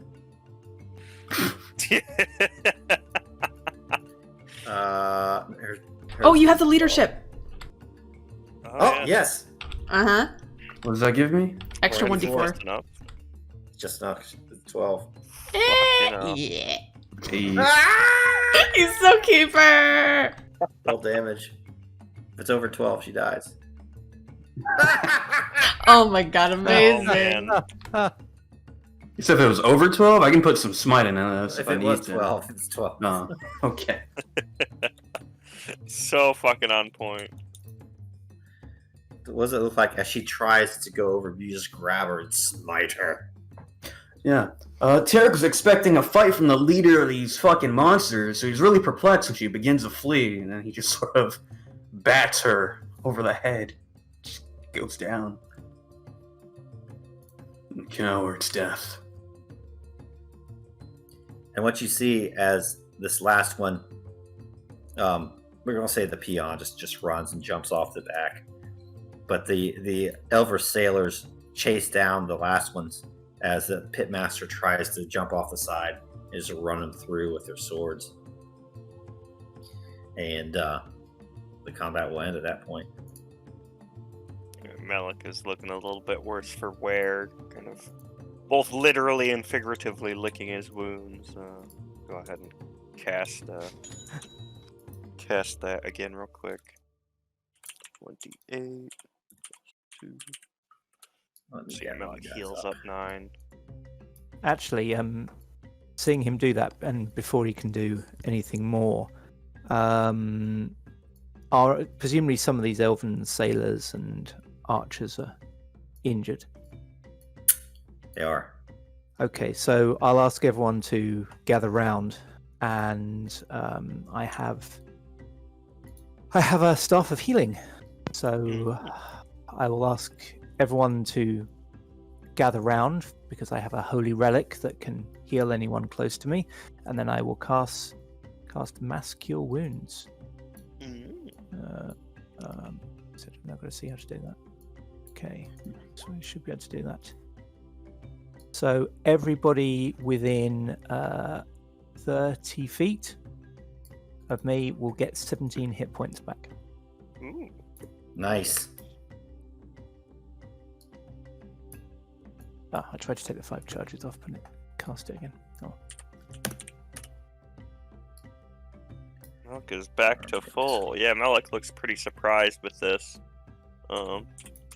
He didn't get a whole lot of kindness before, so having someone other than himself heal him is astounding. He's got this big smile on his face as he sits there, kind of wiping off the no longer needed poultice with puppers as well. How do you know these elves are friends, Arden? We can ask him. Yes, but he's already healed them. If we fight now, they're at top shape. They not attack. They don't seem mean ones. I prefer to see the best in people, Terric. Perhaps that is naive of me. That's true. But I hope for the best. Arden wise. Big metal one is mean one. Cannot help it. And he looks at Terric with a look of pretty much absolute spite at that point as he kind of sticks closer to Arden and such. Mekko looks over to Terric. You don't mean. Don't worry. So, as the din of battle clears, the salt spray dies down as well. And quickly, many of the elves kind of go about their business and they start clearing the deck of the dead Yuan-Ti. And most of them start heading back over to their own ship, which is moored to the Yuan-Ti vessel on the starboard side. The supposed leader of the group kind of looks over to you and says, "Thank you, and bless you all. You are unlooked for help in a most dire time. They have stolen something that was gifted to us long ago, and now it seems that we will have it back." And what is that, pray tell? And I shall show thee. And the captain kind of walks over to the chest and opens it. He brings out this mask. I think I have a picture of it. There we go. Mask of Saint Michel. And indeed is what Bozurg described. It's this mask that seems to glow with a blue light. Over its crest, it has for our purposes, an intertwined gold and green dragon.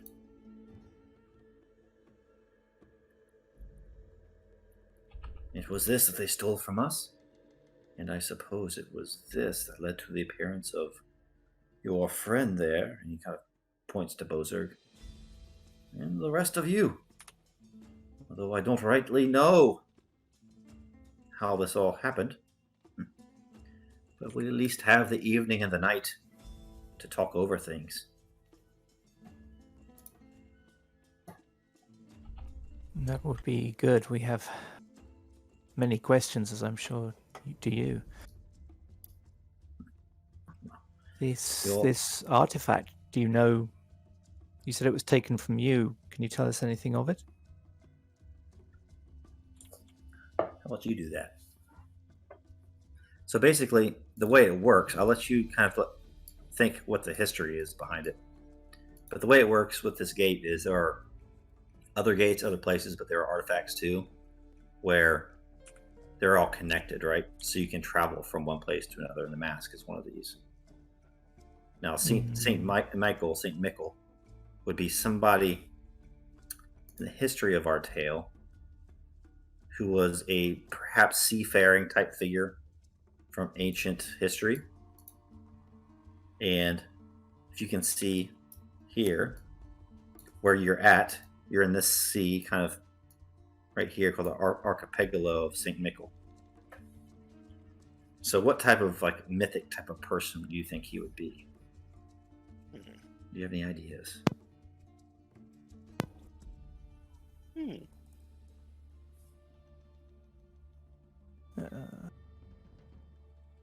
Presumably, well, maybe not presumably, but possibly, seeing as we're here It's in up to you. Archipelago, something associated with the sea, maybe a great explorer. Maybe there was some sort of, because usually saints, they perform miracles and such. Maybe there was some sort of, I don't know, disease that was kind of sweeping the archipelago. Everyone had scurvy. Yeah, and he brought oranges. But no, there's something out kind of in the middle of the Sea of Stars that kind of affected, or that was maybe some sort of creature, or maybe some sort of water dragon. I don't know. Or something even locked down here, and Saint Michel was part of the expedition to find out what it was, and... Oh, I like this a lot, yeah. because it's going to play into what's going to happen. And he was able to kind of dive down deep. I'd say something trapped down there. Something that was kind of poisoning the land here. He was able to dive down with another group of adventurers or explorers and was able to either free it or kill it. Nobody knows. And they never mentioned it, but after they had defeated whatever evil or whatever laid there, everybody started to feel a lot better. The disease was cured, that sort of thing. They didn't have to socially distance anymore. And they celebrated and named him Saint Michel, of course, in his death afterwards. Absolutely love it. Absolutely It's love perfect. Yeah. All right, I made a little icy note about that so I don't forget. So he kind of holds that up and he says, I suppose this is ours? Well, perhaps you have some claim to it as well. I don't know how you came to be here, but join us on our vessel, all of you, and perhaps we'll have a glass of whiskey as we sail through the night in search of our next target. And I would like to know more about all of you. And I can divulge some information about ourselves as well. Sure. What do you mean by target, exactly? You mean like snake people target? You like hunting snakes? Something of the sort. We out here, we buccaneers, we're tasked with cleansing the waters of this evil. The Yuan-Ti horde who seeks to infest all of Southlandia.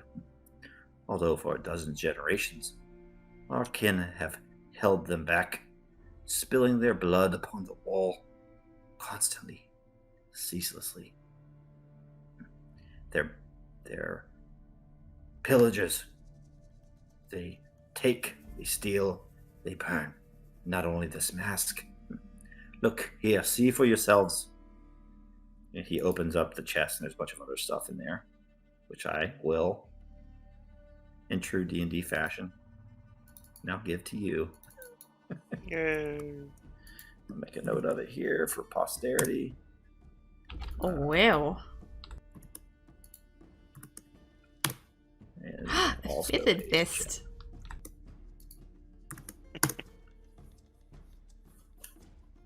Oh my.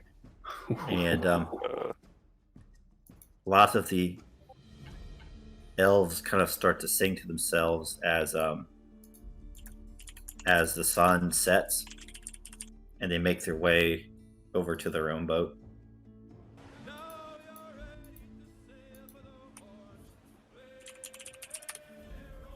And I will change over to the RP slide here.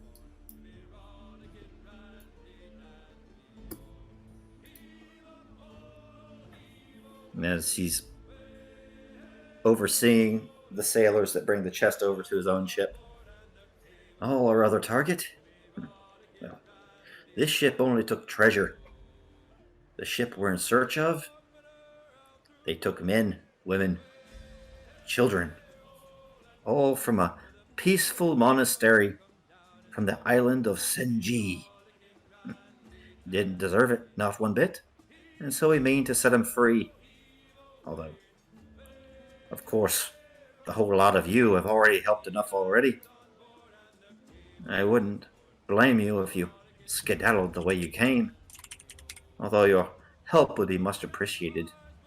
The next battle will be more dangerous. Melich not sure can go home. Think trapped, yes? Kind of looks to the others. Bozurg, how is it that you travel back and forth?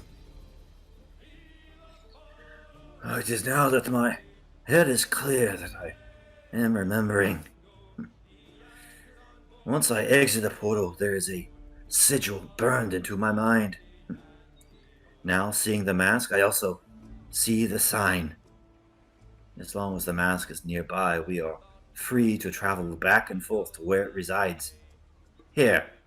And he kind of takes his boot and kind of into the deck, into some dust, he scratches a sigil.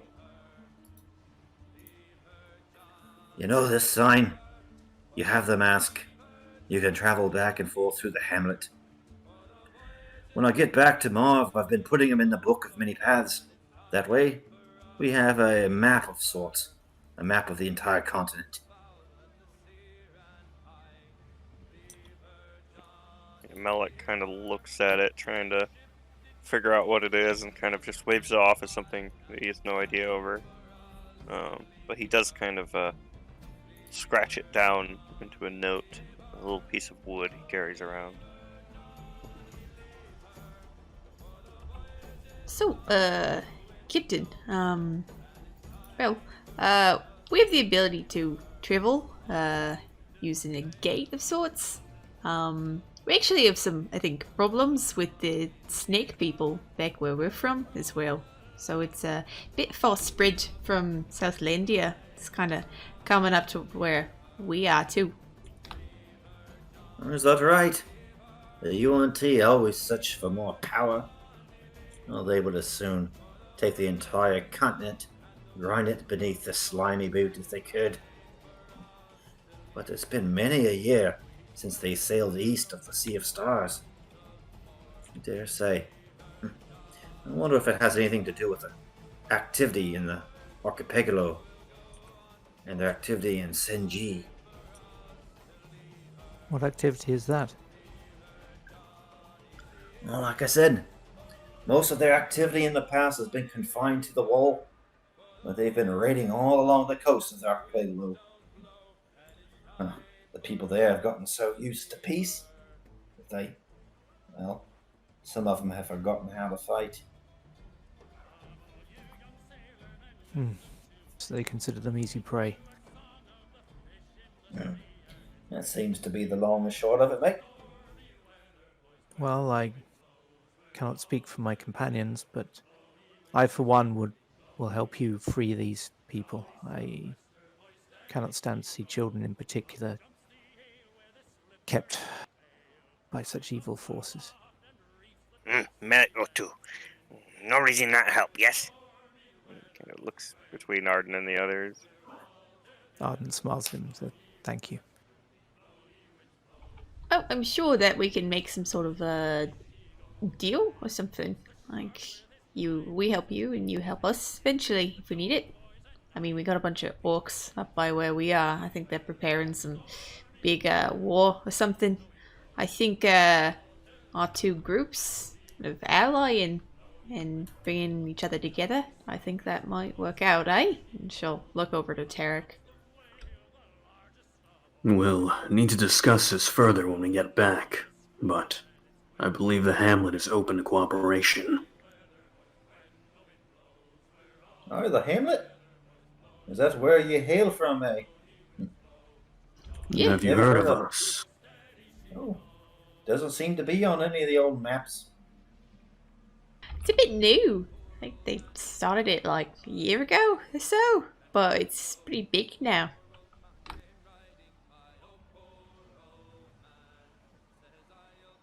Oh, you're both a bunch of babies, then. Oh, we elves of Southlandia go back thousands of years. So much history there, I can never even remember it. Yeah, we are but a young settlement, and as you say, a young people, but we have faced many trials and come through them all stronger than ever. We would make good allies, I like to think. Well, seems like a good deal to me. Although, I can't speak on behalf of the king. But for now, you have my handshake. Well, we can have your king meet our mayor. A king and a mayor. Sitting down for dinner, eh? Okay. We'll make that happen. But first, slavers. Of course. Mekko will extend her hand and clap it against the captain's, gripping his forearm roughly.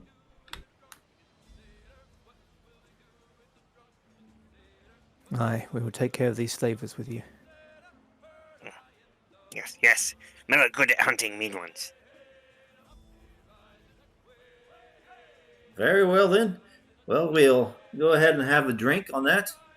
We'll celebrate this evening's victory and anticipate tomorrow's battle. With any luck, the winds will be with us, and with any luck, you can help us. You see, we're a little short-handed. We've lost too many men and women recently with these battles. What you see here, that's all that remains of the ship's crew. And what will we do with this other ship? What will we do with this other ship once we find it? I thought we'd gone back to their ship and we'd actually been on another one initially. Am I No, misunderstanding? yeah. You just leave it or burn it or something, probably. Okay. He introduces himself to the folks who have been striking the bargains. Arden and Mekko, basically says.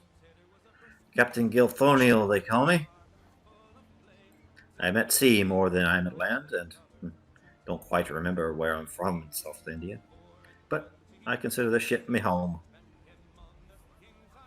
Well, I'm Mekko. Let the rest introduce themselves.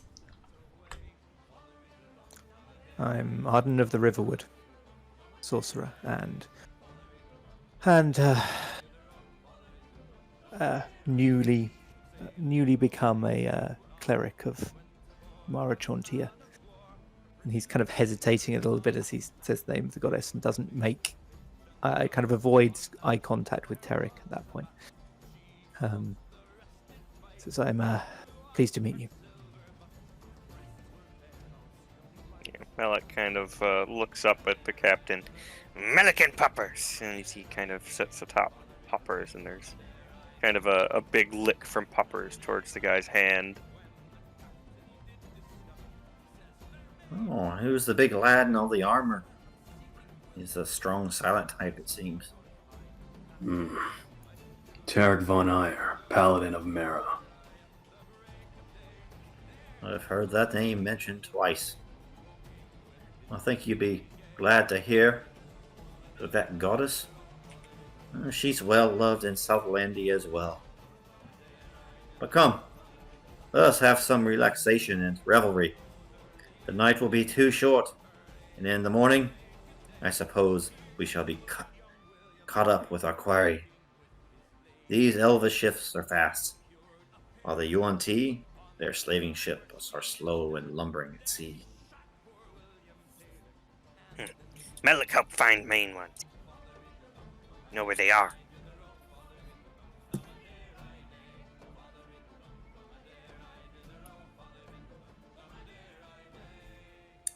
And with that, it's kind of as this slide looks, you see these mountains archipelago kind of fade into the distance as you sail out into the open sea in the direction that you saw, or in the direction that the Captain Gilthoniel suspects that the slavers fled. And the night closes, and we'll open early the next morning unless you guys have anything else. Yeah, I think Melich's good. I think Mekko is just going to be drinking a lot in the evening and attempting to drink with Terric and Arden for sure. Probably not. Well, Melich definitely wants to drink too. She will try not No to let booze. you because you're a child. He's not a child. He's so angry. She's adamant that he's a child. Boy. Like, no, He's basically a child. No booze for children. Don't feed this child, please. Too young Melich to like drink. warm drink. Warm fiery thing. I can put water in the fire if you'd like. It's warm. No. Fuzzy head drink on.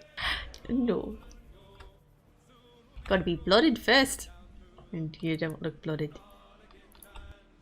Melich tilts his head. White blood. Melich not like bleed. It's a bit different. It's not like real blood, you know? Well, it is real blood. It's more a test of mettle when you get to a certain age to make sure that you're able to go out into the world and stuff. And you just look a bit soft there. Especially you and your doggy. Melich not soft. Melich very hard. And he kind of pulls up a foot and kind of pulls the boot off and kind of taps his hand against the calloused bottom of the foot. See, you feel very hard. Mekko reaches out her very large hands past his feet and just kind of grabs at his cheeks and pinches them. Not hard. See, he's soft. All squishy. Melich not squishy. Kind of pouts a bit and kind of sips at presumably some kind of juice of some sort that they have on the ship. Something like wine, but not quite strong. Disappointedly.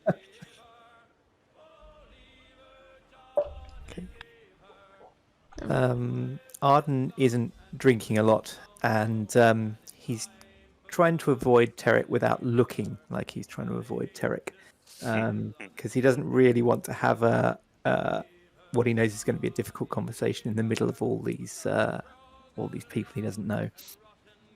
So he sort of spends some time hanging out around the elves and asking them about their homeland, and looking out and asking the lookout about various landmarks they can see. And he takes a drink, but he really just kind of nurses it for a long while and just sort of sips it as he's talking.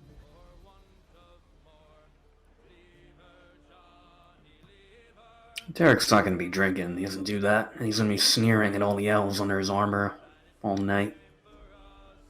He hates elves. So everyone's having a good night in their own way.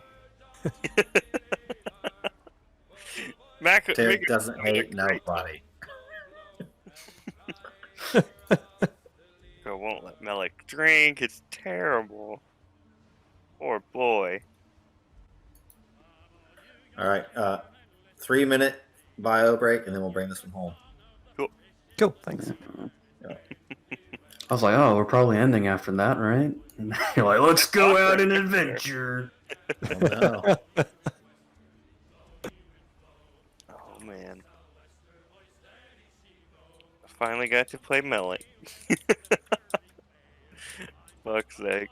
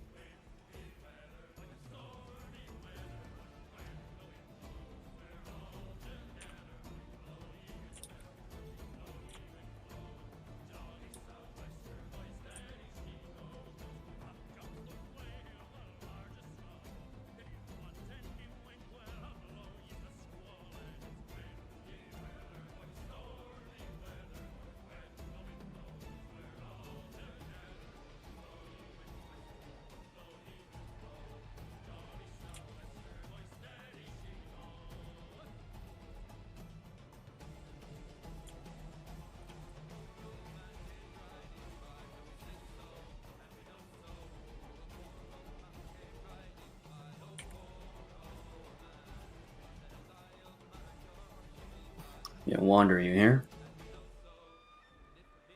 Think it's just us.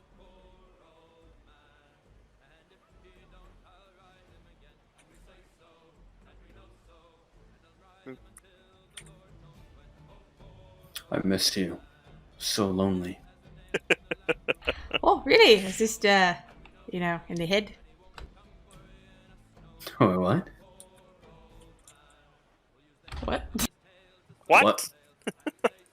I just heard in the head. Like, Yeah, it was very Uh, confusing. are you talking? Are you chopping? hello. Hello. The fuck? Yeah, I heard in the head and then just like a weird Hello? little noise. Hello. Oh my god.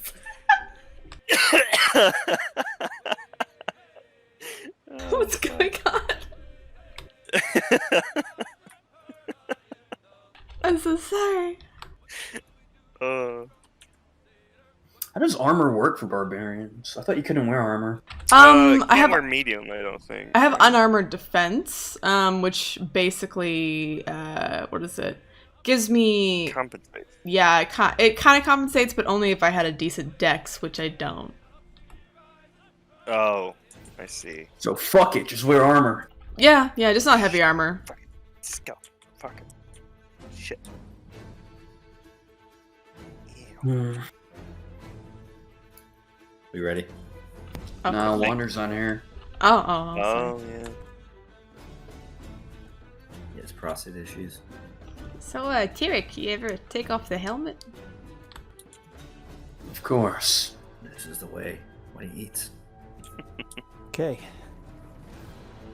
Missed you. So if I kept you waiting, Yeah, dude, come on. We already started. shocking. Hey, does Arden know identify? You what? Only Heidi again? does. Oh. Identify. I think you have to go to Heidi for that. Mm-hmm. Yeah. Detect magic, yes. Not identify. Yeah, I need a command word for the javelin. Oh, yeah. I thought Mekko would grab it. Thought Heidi Oh, was does she coming. use javelins? Thought Heidi was coming. Thought Marv I'm was coming. sorry. we'll give it to them afterwards. I got left with a bunch of useless stuff. Hey, I got an armor thing. Yeah, I got boots. Heidi can take that sword later. You guys put all that in your inventory, then I'll deal with like all the money stuff on the back end tomorrow or something. Sweet. Cool. All right, ready to switch slides? Slides. Yeah, slide to the yes, left. Slides, no. Yeah. Electric slides. Crisscross. Whoa, that's a fancy ship. Oh my. So, as morning breaks, you hear someone from the crow's nest yell. You hear, "Up ahead! We spotted them! We spotted them, Captain!" "Very good. Up all sails, make full speed ahead! List to port!" And like a lot of sailors start to run around, doing all their actions and that sort of thing. You guys can help out too. The captain kind of runs by you, hoists up one of the sails, runs by you again, and says, "What the hell are you doing there, mate? Make yourselves useful. Either call out directions or help the lads." Sure. And Mekko will throw our hands up and look around frantically and try to lift a heavy box or something, whatever someone else is doing. Yeah, Melich tries to help out. It's not long before he grabs a hoist in an attempt to, pull it, tie it down in a different spot to, like, following along with what he sees others doing. He has no idea, though. And he end up seeing him get pulled by the hoist because he's obviously nowhere near heavy enough to even hold it down, regardless of strength. So the fucking it ends up dropping a sail into fully open as he gets pulled up towards the mast with it and ends up having to climb down. Sweet. Like all of you guys to make either athletics, survival, or perception. If none are successful, you guys get a disadvantage on the first round when boarding. Nice. If one is successful, you get nothing. If two, you get advantage on the first round. And if all three are successful, you get advantage and a point of inspiration for everybody. Athletics, what and what? Athletics, survival, or perception. I will do survival. That's 2. The DC is 15, by the way. Yeah, Melich is busy climbing down. So 2. That means you guys get advantage on the first round of boarding. Nice. All right, so I'm gonna try to select everything. Move this entire ship.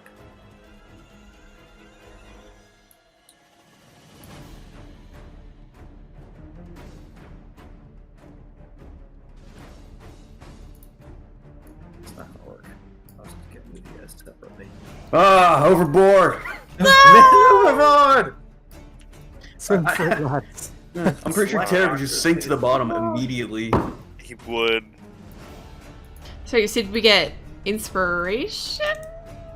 No, we got of course, advantage. with everybody. Okay. Damn you, spellcasters. But narratively too, there's like the sailors and stuff kind of helping out, right? Well, Melich will be up on the ropes of one of the sails, pretty much kind of like up that way. Pupper's down below, kind of circling the mast below him as Melich kind of starts taking pot shots from the crow's nest. Marks the masters' territory while he's there. Of course. Yep, so as you close on you, like arrows are whistling back and forth. Zip, zip, zip, zip, zip, zip. And the first sailors are over as like ladders and nets are cast over to the other boat. Like, yeah! And they kind of swing over on ropes. Pirate style, is going on. You guys get advantage all in the first round, okay? Nice. And... Oh. And, what else was I going to say? Yeah, I'll let you guys just kind of pose what that looks like as you guys pull the ship up alongside and this battle's breaking out. In fact, I think Melich will be up here, kind of like up in the ropes, basically. Actually, he might as well tuck himself away and get ready for some good shots from stealth. I think Mekko would be kind of crouching down, just ready, almost in a running position, just ready to charge and jump or run on the nets, whatever's cast across, just to bolt right as they get up and sidle next to this ship, ready to start swinging her axe. We're lining up like a football team, you know? Yeah, she looks to Terric and gives him like a nod, like, yeah, we gotta crush this. We'll make this quick. And as the two boats come together, just sea spray comes up, washes the deck, and the Yuan-Ti is like, ah! You hear a war cry go out, and let's do initiatives. Initiative. So slow. Fucking shit. We're all so slow this time.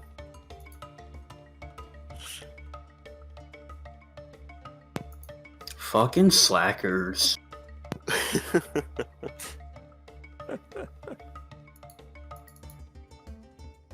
Alright, so it's one down here, huh? Alright, so he will move 30 feet, and he actually has a longbow, and he will pop off a couple at the captain. Ooh.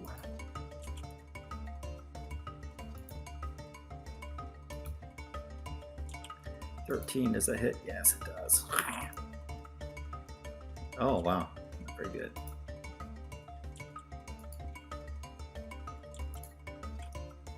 That takes a total 8 damage. Terric.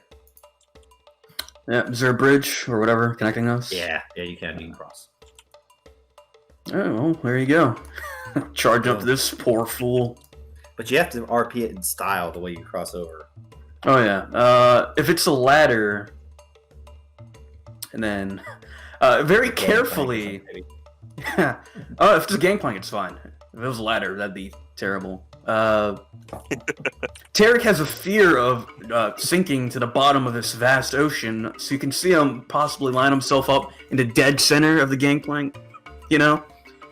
And usually he's very fast to charge in, but he's sort of slowly approaching this Yuan-Ti. Arrows are flying past him, so he gets across and slaps the bitch, you know?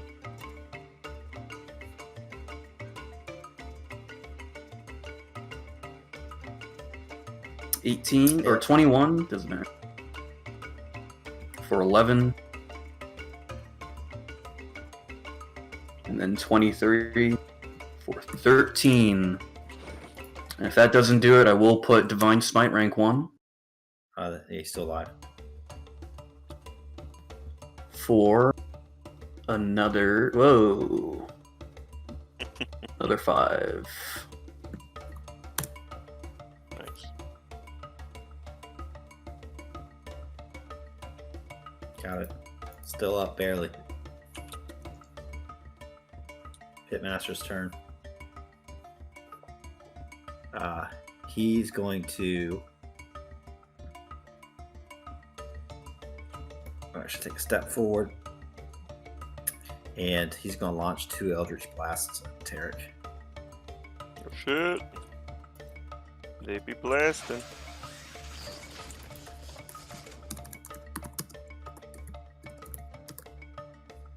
Can't compare to Jax's though.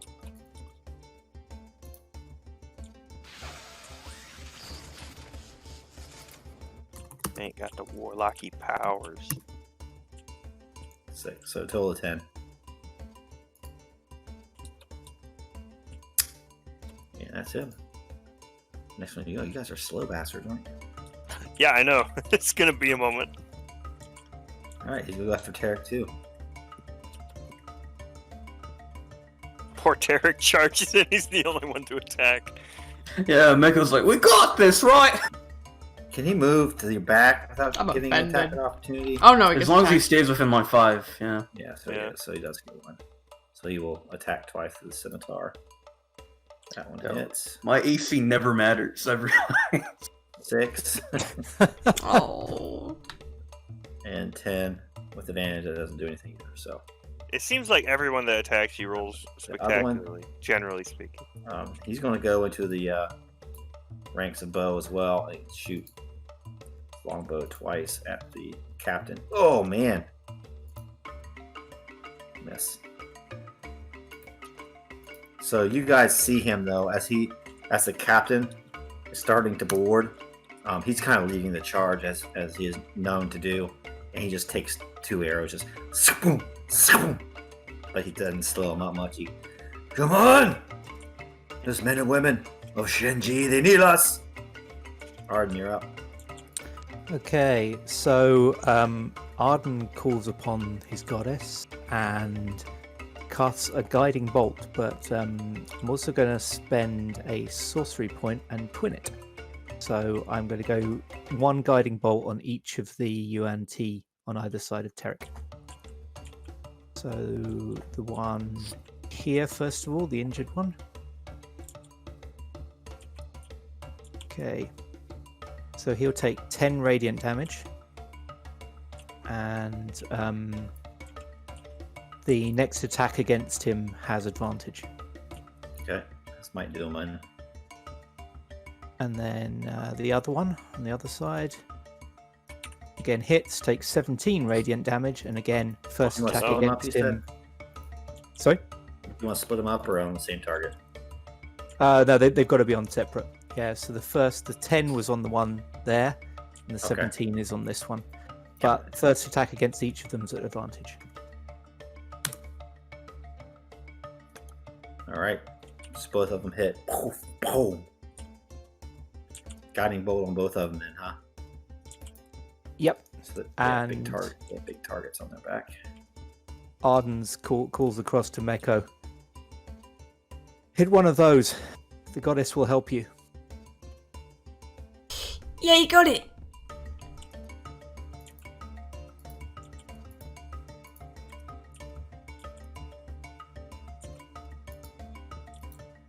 Alright, Melich. Alrighty, let me see. Melich, I don't think stealth really matters here, given the fact that they know everybody on this ship is attacking them. So I'm just going to, Melich will take a shot at the one in front of Terric. Loathfully helping him with the short bow. Nice. So that's 11 damage to that guy. And then you guys see Puppers charge across as Melich kind of calls out to the one who the bow and arrow is now stuck in. And Puppers Which one is that runs hitting? over. Right, this one here? Huh? Yeah, The that super one. dead one. Another kill steal. Is he dead? Pattern emerging here. He has 12 left. Oh, so he has one more after that attack. Puppers will run across the gangplank and charge at this one to try and get it. Get it, Puppers. Oh no. No. Not quite. Wait, do you get advantage because of guiding bolt? No, just Oh. He gets advantage anyway because we have the round of advantage, right? Oh, we do have yeah. first round advantage. You're right. So Puppers so that's chomps it. the boy for another 11. Oh, 1 left. Well, kick that dog into the ocean. Oh, he had 12 after? Oh. Okay.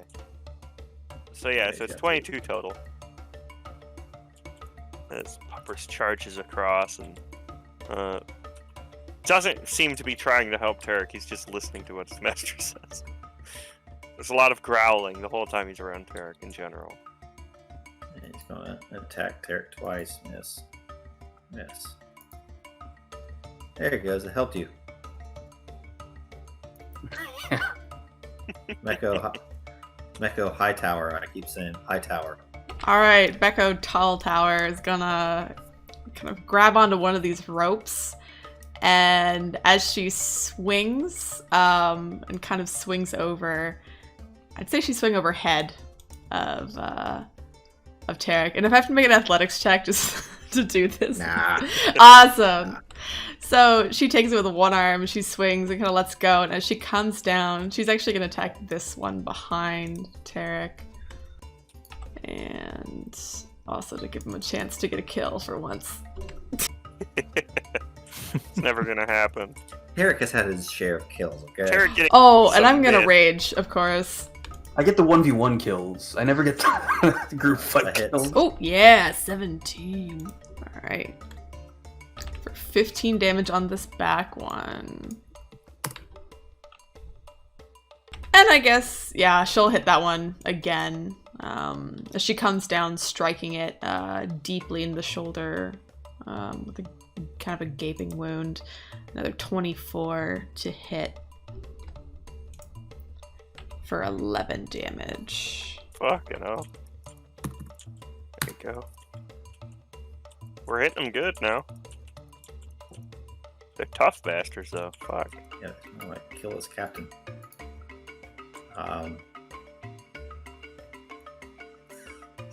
So I was just rolling to see how many charges I got back. Actually, the captain's not as much of a threat, and like as the Yuan-Ti sees Mekko swing over, he looses a couple of his arrows in her direction.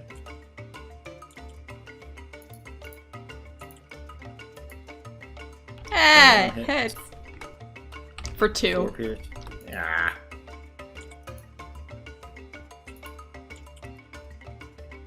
2. So total of 4. Yeah, is that the top? Was that the top of the round again? Yeah, Bozurg did not have a turn. Did the captain have a turn at all? No, they don't have turns. Actually, the captain will do the leadership. Yay! Yay! The knight. Okay. He's a knight template. I thought Bozurg narratively is fighting. Skill more magic items. Like,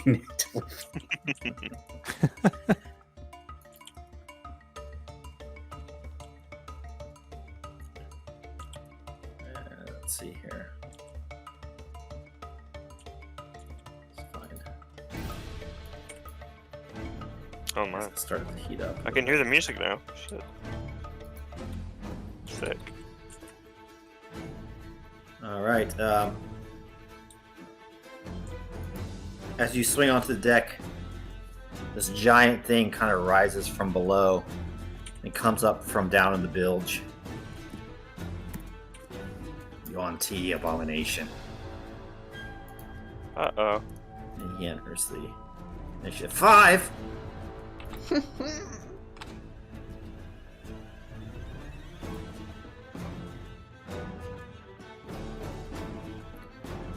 Terric, did you go yet? nope. Alright, it's your turn. Yeah. So attack. Top Oh, I know, one. it's actually a pit master's turn. Oh, there you go.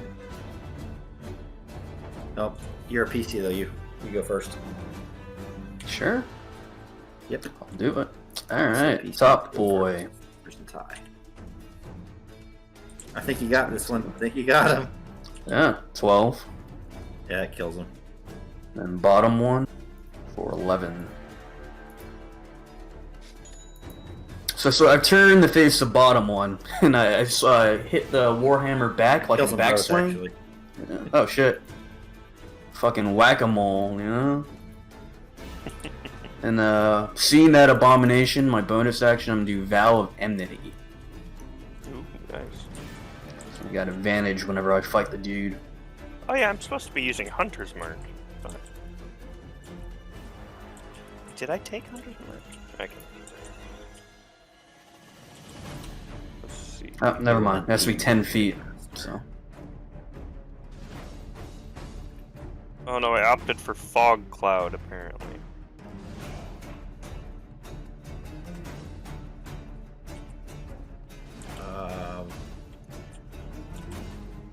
Yep, he is going to, I think, hit Mekko with 2 of his Eldritch Blasts. Uh-oh. Yeah, please do. Oh, Terric just took it for me.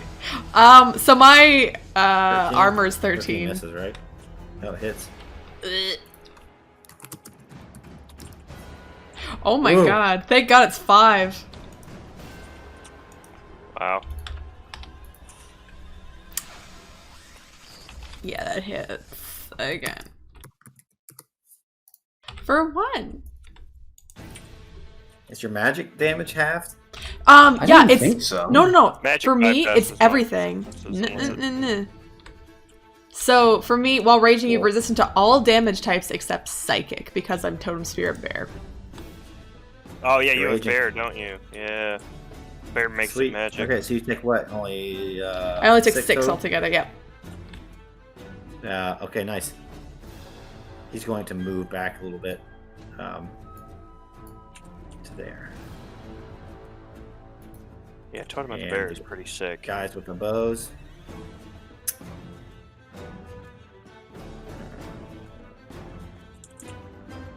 I think that one already went. Yeah, he did. So it's this one's turns. And he will shoot at Mekko twice. 14? Eh. 4? Oh god. 12? Miss! 12 misses. Alright, Arden. Okay. He's going to try the same trick again. He's going to do twin guiding bolts on these two. So first we'll spend a sorcery point. Just And don't then- miss. Yeah. And then first level guiding bolt. That'll be on this one. And the 14 hits. 14 hits. Okay, so he'll take 12 damage, and then the other one, 22 will hit, and he'll take 18 damage. And One below. yeah, and because there'll be advantage for the next attack on them, Arden's calling them out to the archers narratively. Nice. Melich. Alright, yeah, Melich sees this big, crazy abomination thing. And he pull back his bow and go for a shot at it. There we go. Ooh. Did we have advantage still, or? No. Not on that guy. Oh! Second. Roll the 1d4 for the captain. Oh, yeah. Oh, yeah. You have to beat 13. Oh, Hey! hey! There we go. Roll damage. So, Just 9. it doesn't have the one from the crit, but it'd be 11.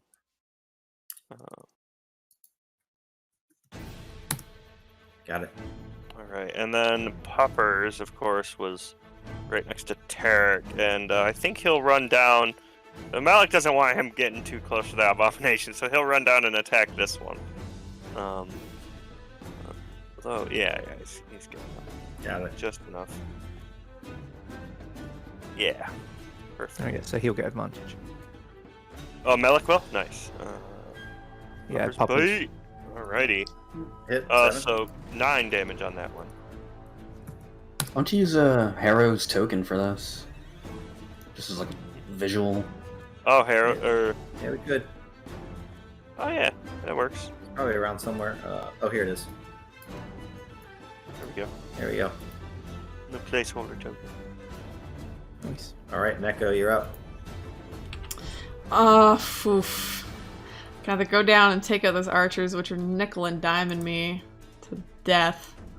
Or I could go up and face the abomination with Terric. I'm gonna go for these guys first, just to take them out, since they're closer.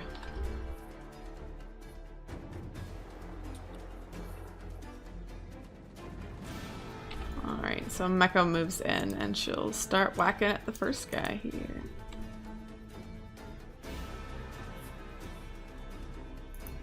With a 21. Yes. And you'll be able to see with the other one, there's a sort of glittering light around it, so you'd be able to get advantage to go for that one. And 20. Yes. Oh my god. Not that you need For it. 15. Nice.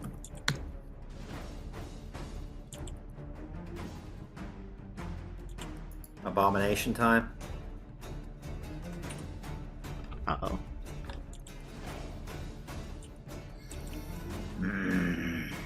What should he do?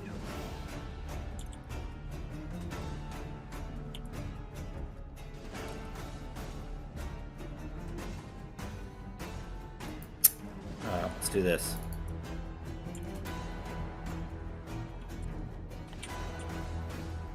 Let me see. Save is 15. He starts to move towards Terric until he's in his face. and it just rises up to his full height. And he's this giant serpentine thing with a giant scimitar.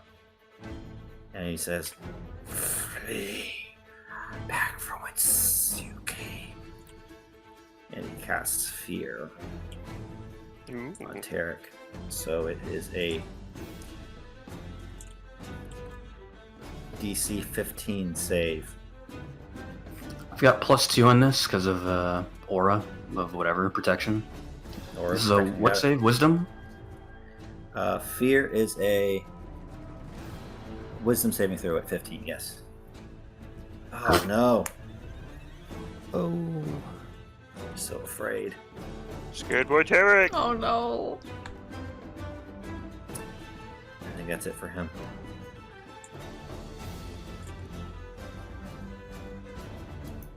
Your turn.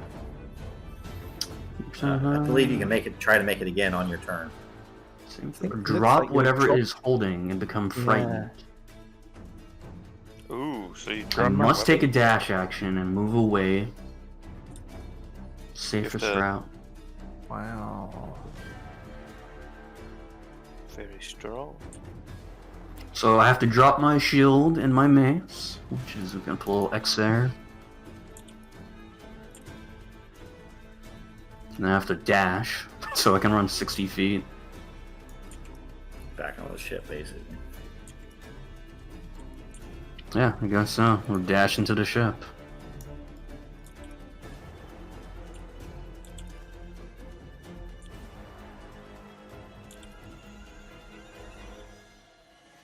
So get up there.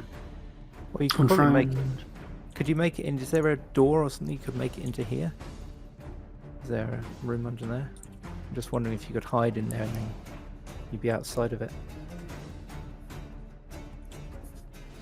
Where it doesn't have line of sight of you. If the creature ends its turn in a location. Oh, okay. I mean, I would still have line of Yeah, sight. you can go behind the steps and you wouldn't have line of sight, and you can make another saving roll. Oh, cool. Cool.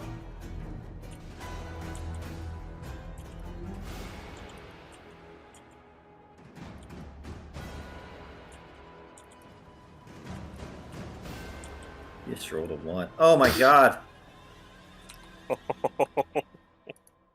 Wow, it's got into your head. He's very scared. He's very scared, boy.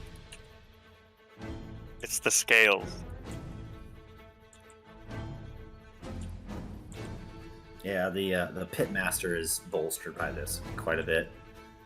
And he's just fly back to Southlandia, elves. And he is going to use the Misty Step.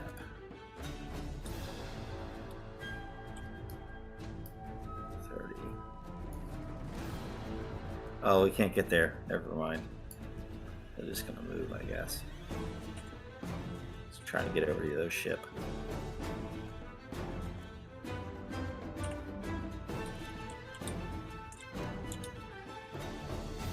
Okay, he's just gonna take a move for 60. 45.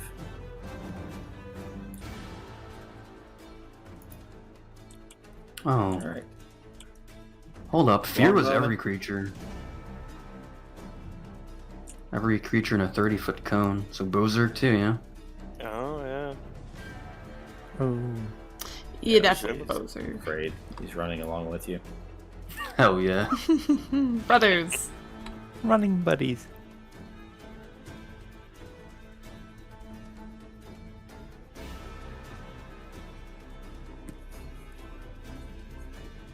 Alright.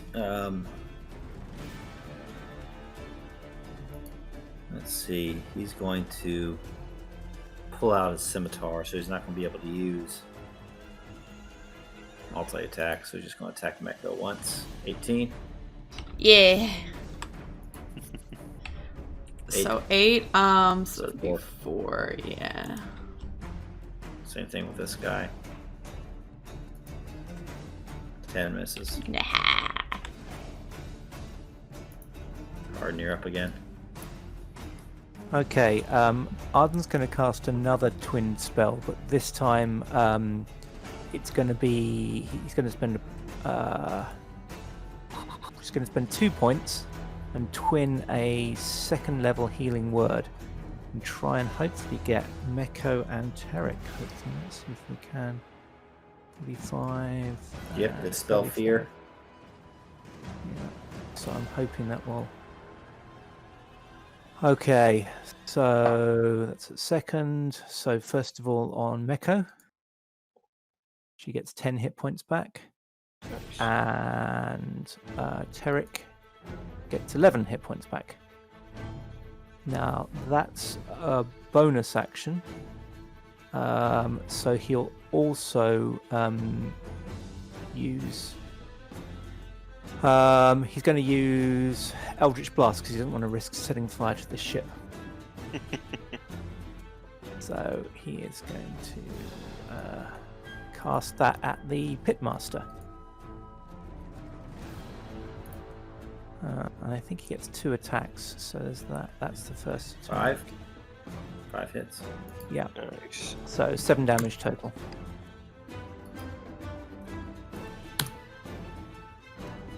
Melich. Alrighty, yeah. Melich is going to take another shot at the big scary lizard. Hey, if you hit him, he has to make a con save, otherwise fear drops. Ooh, that's useful. Alrighty. Yeah, I don't think anything gives me advantage in this case. So sadly, he misses. And Poppers down there is going to go for the Yuan-Ti. I think that misses, yeah? It does.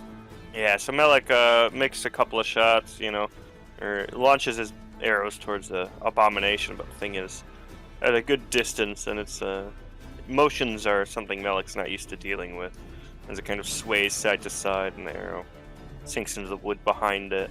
Poppers, meanwhile, trying to tear away at the Yuan-Ti, but making no headway. By the way, Arden's yelling across at Terric, "Fight it! Fight it, Terric! He's in your head! Come on!"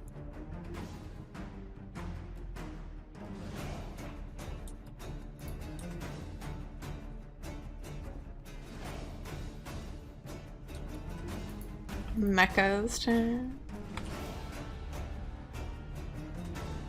Yep, Mekko's turn. Alright, Mekko is going to keep going for the same one she's been hitting, just trying to tear him apart. And she hits for 16. Nice. 16 kills it. As she cleaves that one, chopping one of his arms off, and as it screams and bleeds, she chops into the other one as well with a 16. 16 hits. For 10 damage. Does it kill that one? Oh no, I have a little bit more. And she's too focused on that to really notice that Terric's gone running. Turn a polite eye away. A rage polite eye. Oh my god, just wait till Jaxus finds out Terric ran from an enemy.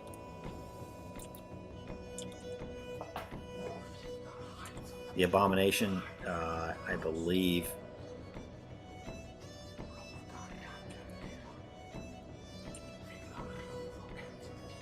is going to move towards you, Mekko. Make it. Oh, not quite. Let's see though.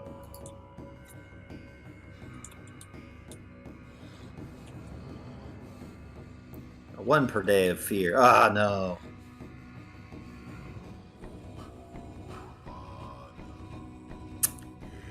Can I cast Animal Friendship on the little donkey though? Ooh. You can. You cast Animal Friendship.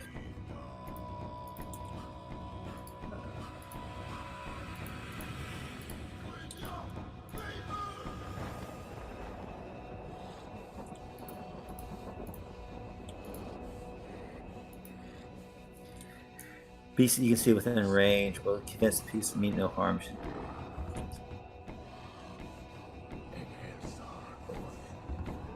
Must succeed on wisdom saving throw to be at 15 or be charmed by you. So just make a wisdom saving throw for yourself, I guess. At 15. Wolf wisdom's pretty low. By the way, have we been forgetting the captain's D4 thing? Oh, yeah, for those who've You missed. barely missed. If you barely miss, you get a D4. Oh shit! I didn't It realize. might be Oh, useful for this puppers! case. Puppers! Might be useful for this case, yeah. Only Melich puppers. might have actually. You hit you rolled a it. critical fail, Oh yeah, true. but puppers has a Um, chance, so roll for him. Puppers isn't a humanoid, right? I It's don't true. He's not a is that only humanoid. Oh, didn't notice. know. Well, Oh, is it humanoid only? well, Let me see. no creature. Non-hostile creature. And Oh everything yeah, counts the as a puppers creature. would've hit, yeah. I think most of you were too far away, but puppet might be in reach. Yeah, so puppers would have hit the other one for 8. Or, well, 10, actually. But not the abomination, that was towards So the he one still would have Mekko failed killed. he still would have failed his will save, right? The pup. Oh, yeah, I Wisdom meant it. Yeah. Let me roll it. You should get yeah. D4 on that as well. Puppers, sorry, I forget I have to roll for him too. Yeah, he has just about the same. So I'll just click Yeah. Melich's. This is Oh my -2. God. What was the 8 for? Oh, What that was was the the 8? damage I thought he'd hit. But yeah, Puppers makes it. Okay. So the abomination is scurry on home, little doggy. Scurry on home. Instead of kind of a whine or anything else, there's this big, loud, low growl as Pupper snaps towards the thing.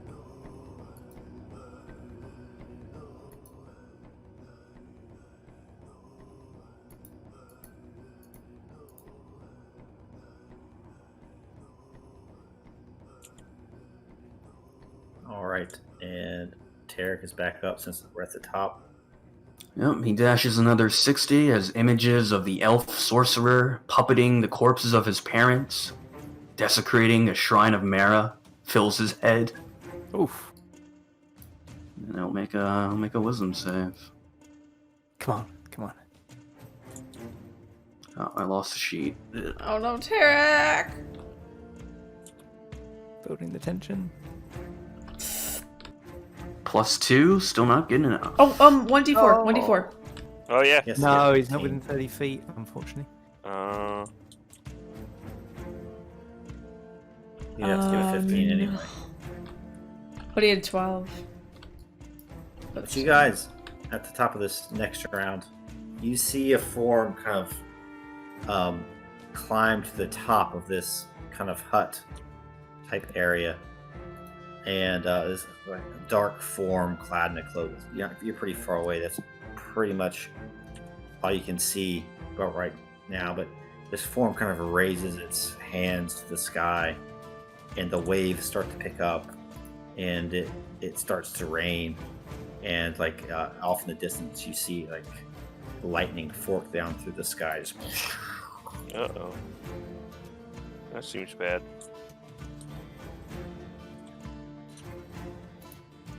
And let's see here, thunderstorm.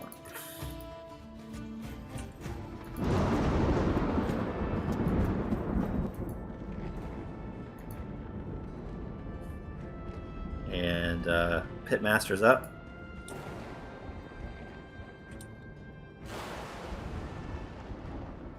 Alright, Pitmaster's going to close in on Mekko. Eee!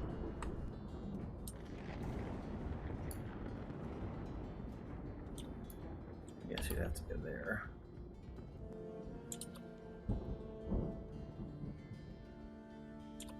Right, okay. And he's going to do multi-attack. I think he Uh-oh. has 3. I've got a bad feeling Oh. about this. You're Mekko. about to get stomped on.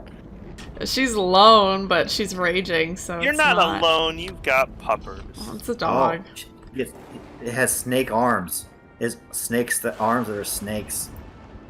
He gets 2 bite attacks with its snake arm. No! Oh shit! Oh, That's the first one. Sick. 14. Yeah, it's...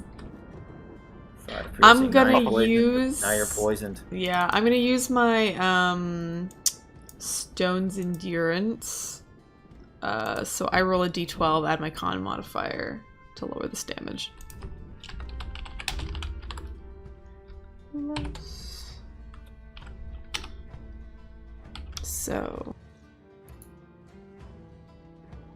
So I lower it by 4, so it'd be 5, 9. So it'd be 14, so 7 minus 4, so take 3 from that.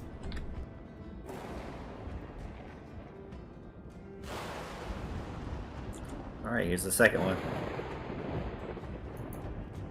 Yeah, it hits too! So 13. So 7. Oh my god.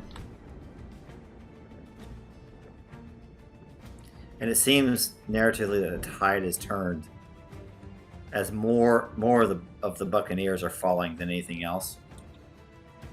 And with the appearance of this abomination, it's pressing you further and further back off of their vessel.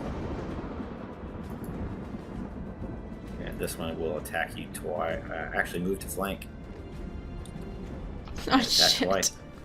Yep. 22. Yep. Take 5. Ooh. Crit. 13. Ooh. 7. Yeah, Mekko is looking awful right now. She's not very far from going down. Arden, Riverwood. ooh, okay. How badly injured are the 2 UNTs round Mekko? The top one, not that bad. The bottom is near death. Okay. So, Well, Ah. that spell's near death. okay. Arden is going to cast a 3rd level healing word on Mekko. So she gets 14 hit points back. And then he's going to cast, because that's a bonus, he's going to use a cantrip, and yeah, again, he's going to delve into that forbidden knowledge and use a warlock Eldritch Blast. And he gets to do it twice, and he'll do it both of them at the one sort of below her. So, Ooh, that's enough to kill it. okay. Tell me what that looks like. Okay, so Arden utters a word, a sort of holy word, and points his hand at Mekko, and just with the other hand, he's already starting to gather a rather darker energy, and as soon as he's completed the one spell, and even as Mekko's wounds are still healing, he just hurls these 2 bolts of crackling energy at this one that's preparing to strike Mekko from behind, and they leave smoking. It strikes it. They both strike it and leave gaping holes in its torso, and it just looks down for a second before keeling over. Nice. Melich and Poppers are up. Alrighty. Yeah, Melich sees that there's a lot of trouble down there, but also sees this very concerning priest up here. So yeah, that's within bow range. Yeah.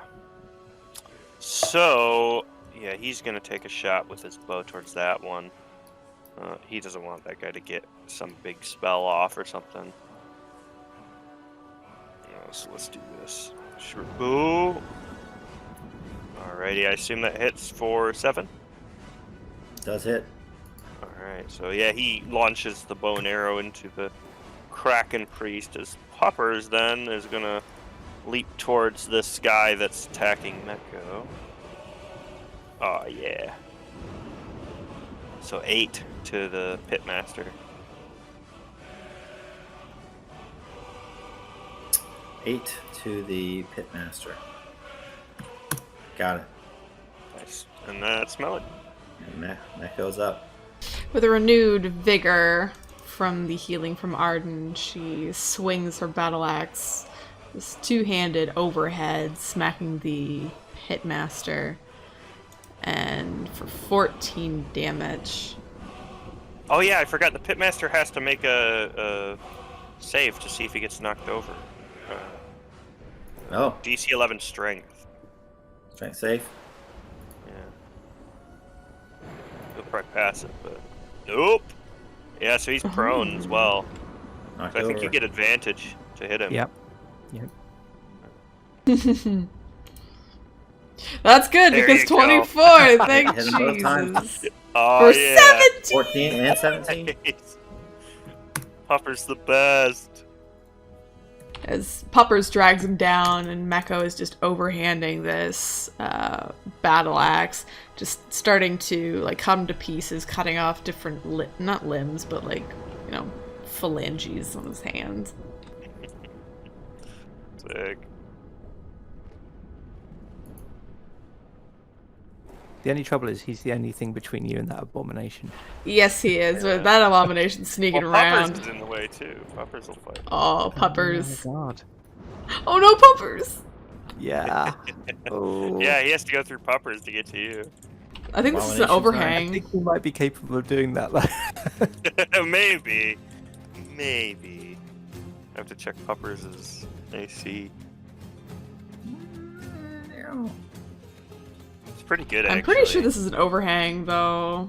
Like, he could probably just sidle up next to the dude. Or I might just be able to. It just looked like there's a wall here. That was maybe. I thought that was maybe carrying on. Oh, I thought it was stairs. Oh, stairs. You're right. Oh. Let's see if he can.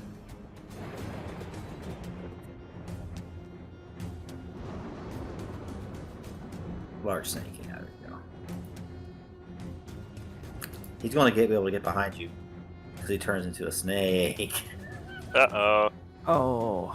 Big fat snake boy. So he turns it, and Mekko on your left, you feel something like slither behind you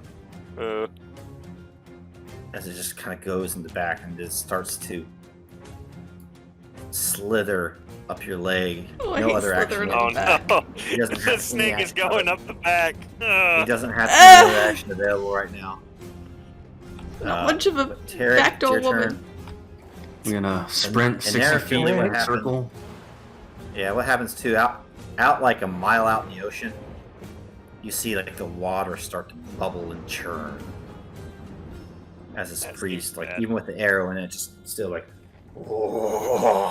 summoning something.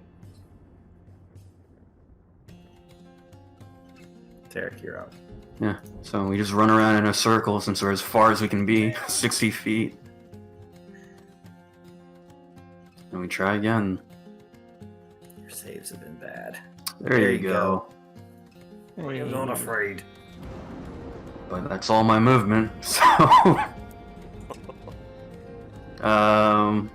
bonus Since action? you're out of line of sight. You can make the save first. Just out of line of sight. Oh, okay, sure.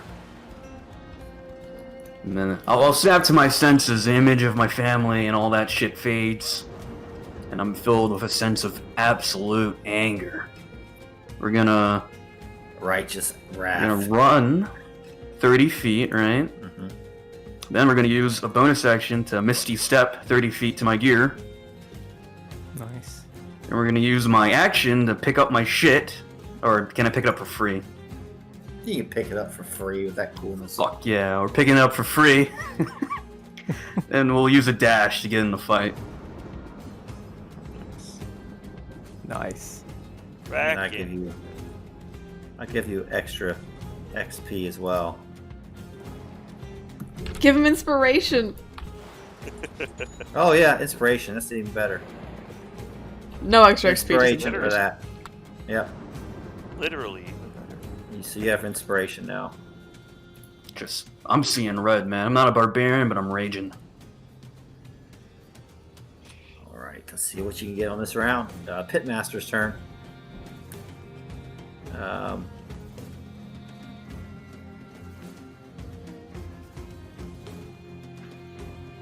I think he's just going to multi-attack That makes sense.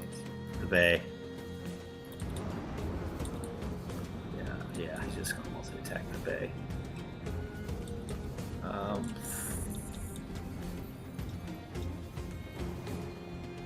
Where's my weapon?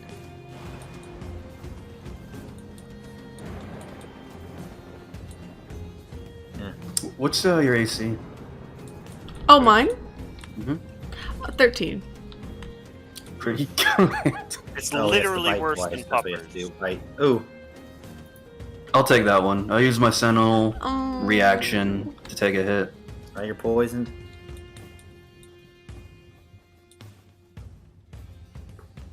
Thank you.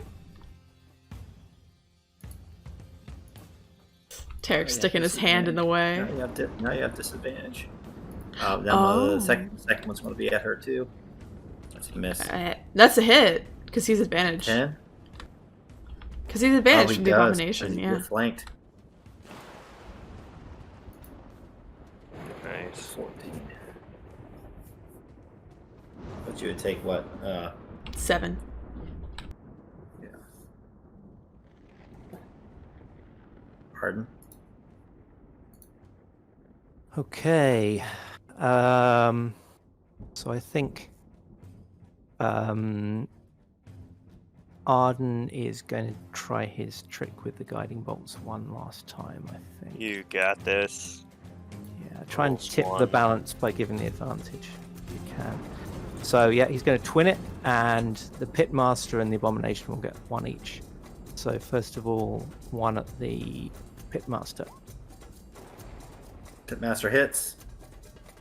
Okay, so he's taking 24 radiant damage, and the next attack against him is advantage. Nice. Max roll that shit. And Very then the Abomination. Crit, Fucking shit, Arden. 32 damage. And again, Ooh. first attack's at advantage. On point. All right. Damn. And he jubilantly yells his thanks to the goddess. The Pitmaster uses Hellish Rebuke. Oh shit. Fair enough. 14. Isn't that melee range? Or Or is that anyone that hits him? Oh, 60 but feet. 60 feet, but I think he's out of Oh. range by 5! He's out of range! He's out of range! Oh my god. no! Wearing my boots with extreme jamminess. Good thing. Just right. Yeah! All right, he won't use it. All right. The disappointment turn. in Bo's voice. Alright, I guess he won't use I've been waiting to use it. it. There's still Hellish time. Rebuke can be scary. Yeah, particularly when you got my hit points. Yeah. Next time. Next turn. Alrighty. Yeah, Melich's concerned about this Kraken priest. You might pull this off. I don't know. It's gonna possible. Take a shot at this concerned about dude. him, yeah. No, Oh, Terric's I- back in the fight. You might pull it off. If only he had advantage. Damn. So no second die, so that's 9 to the Kraken priest. Assuming 16 9? hits. Poppers He will does. attack the other dude again. The Pitmaster. You got this, Poppers. Oh. No, Well, But it's the plus 1d4. I don't think that'll hit. that won't hit. Oh, rip. Yeah. Shame. So Pupper tries to drag the guy down again, but doesn't quite. Wait, is the guy still prone? Oh yeah, he is. He didn't Oh, get so up? So the 1d4 might make it. Oh no, he would have had to give up with his movement points, wouldn't he? Oh, okay. Uh-huh. Yeah. Yeah. Doesn't. All right, Mekko. Alright, to balance out the poison, because it gives me disadvantage, and then it's even with flanking. But to even it out so I get advantage again, I'm gonna do reckless attack against this guy. Uh-oh. Concern. They have advantage anyway against me. This is nothing. Yeah, true. They would be just smacking you anyway. But 25. So 14. Tell me how it And- perishes. Oh, yes. Like, So Mekko, as Puppers bites him, grabbing him by the leg, maybe shaking out his leg or something. And Mekko, she takes the battle axe and bedding it into his shoulder, basically for him to hold for a moment. And then she's gonna grab one of his hands and bring it up to his throat and just make his like snake hand bite his throat consistently and just tear it out before she takes back her axe. And boy. she'll spin around and attack the Yuan-Ti abomination.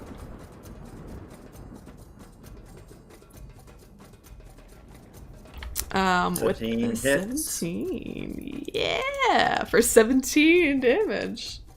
fuck yeah. Very nice. They're bleeding and probably some You muscle got this. exposed. She's still fighting. Someone please hit the fucking priest. How? Dude, good we're not point. range fighters. Come on. Oh yeah, you don't know the name or can make the Michel fucking next word time. for your spear, do you? Just yell something random. It's the The abomination. Arbalglip. There you go. That's the word. Fly. Go up, go. Abomination. Snoo snoo. Oh, Just yell snoo snoo as you stab them with your spear. That's a Oh hit. no. yeah, it is. For 8 bludgeoning. 4. That's what, 4. Target is grappled, so this thing slithers up your legs, Uh-oh. squeezing you tighter and Oh tighter. no. Eh! Do It had four you. hits, grapple ends. Usually the one doing the Um, squeezing, but alright. So you're getting squeezed. No one likes getting snaked from behind. You got snaked. And it's the top of the next round. And now you guys, I want everybody to make a what's it, Arcana? Arcana or Nature check at 15. Oh, I got nature. I'm a nature boy. Let me see.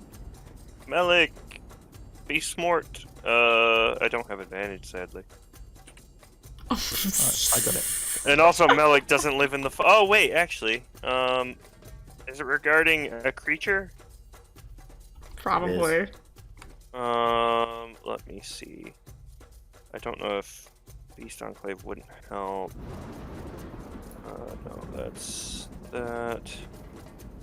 Wander doesn't help. That's geography. No, I don't think I have anything for it quite. Yeah, I passed it. So at least one of us.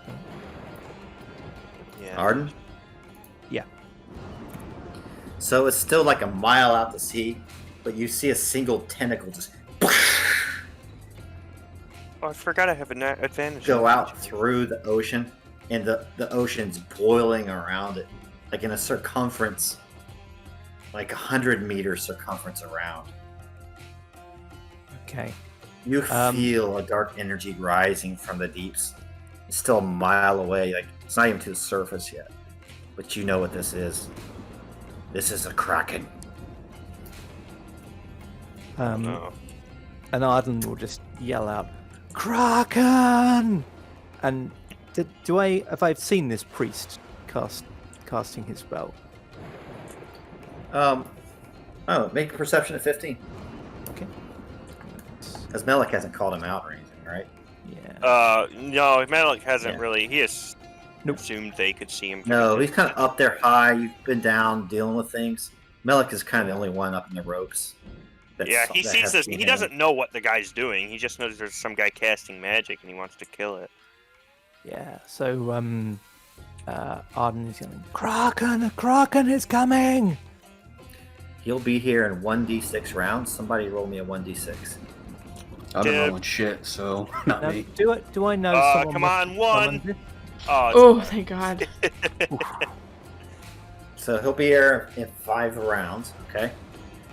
Do I know And someone must have summoned narratively this? too, like the elves are fighting, the captain's like, Kraken! What do you mean? The ocean is boiling. Doesn't that sound good, mate? And do I know that someone must have summoned this thing? Because if so, I'll be I yelling don't know. at It's fucked up. It's like they're not supposed to be around. Right. Sure, what Saint Michael took care of. Oh. Right. Okay, so I'll concentrate on what we can fight for the moment. But yeah, I'll be looking around for anything we can do. Let's say. Yeah, Gilthoniel just runs over to. Why stay here? The seas are becoming rough. There's no way we can fight that thing if it reaches us. Here, activate the mask. We all go home to safety. But you know that it also, the slaves and that whole situation would be abandoned too. Yeah. So you guys gotta decide what to do. I'll say not yet. Let us try a little longer. We still have a little time. There are children on that ship. Does everybody agree? Well, I guess everybody else doesn't know what's going on.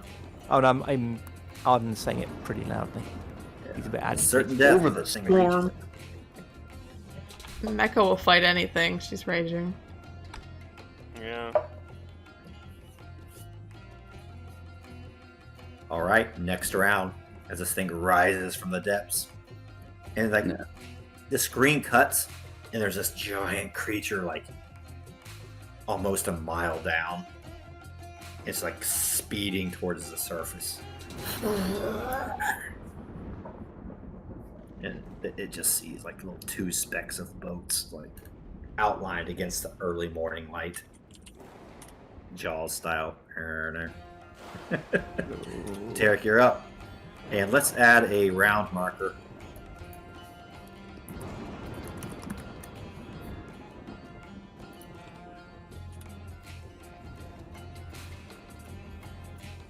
All right, we good? Kraken.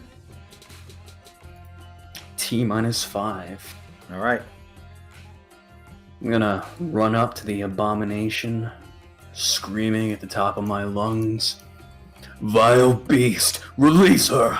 Your quarrels with me, and I shall smite you down and send your soul to eternal damnation. Blah blah blah. Vow of enmity. So I can get advantage bouncing out my fucking poison. And then we're gonna smack him.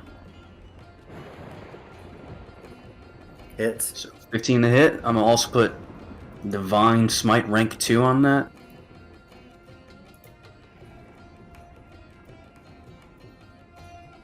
So 13. For an extra 7. 25. Yep, and then second attack. Oh, I forgot about your damage output. It's Yeah, insane. you fucking pissed me off, man. Just hit 21 to hit. Yes. For 11 He's plus very high Divine level. Smite rank 1 Okay. for another. It's Thor. Just another 3. Thor runs over now. Starts laying down the hammer. Nice. Still standing though. It's actually a giant snake that's wrapped around Mekko, right? I'm just wailing on it. Yeah, it starts to rain now too, and just rain splashing down. You're wailing on this thing's head. Arden, you're up. Okay. Arden's yelling out to Melich up in his vantage point. He's saying, "Are there any more of them, Melich?" Yeah, Melich, you see him kind of pull back an arrow. Big, weird spell person on roof. He's, Okay. prepping to shoot at it. You've seen him launch a few arrows over that way by now, I'm sure. Yeah. Okay. So I'm going to use my last third level spell slot to cast a magic missile at him. Okay, so I'll do that, and then 2, 3, 4, 5, Nice. 9 plus 12. Yeah, 12, 17, 19 damage. Sick. Thump, thump, thump, thump, thump, thump. So if he's concentrating on anything,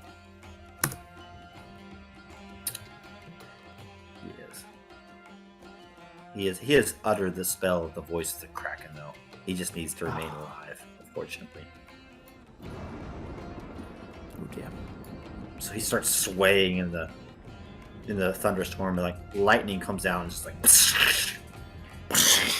strikes him, but seems like give him more power. He's like, rise from the depths, rise.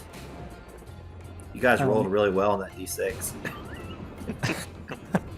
Yeah, you roll I a got 1, luck. you just die. You'd be there after the end of one round. You probably would have to have just gone through the portal if you wanted to survive. Alrighty, well, So again, narratively, by the way, just sorry, Aki. Again, narratively, Arden's yelling out at all the elvish archers to try and shoot at this guy. for sure. Yeah, Melich is going to line up another shot. Take it. Hopefully hitting this guy. That's much better. So 10 more damage to the Kraken Priest. And is there a way up to that down here? Yeah, this little ladder that kind of goes up.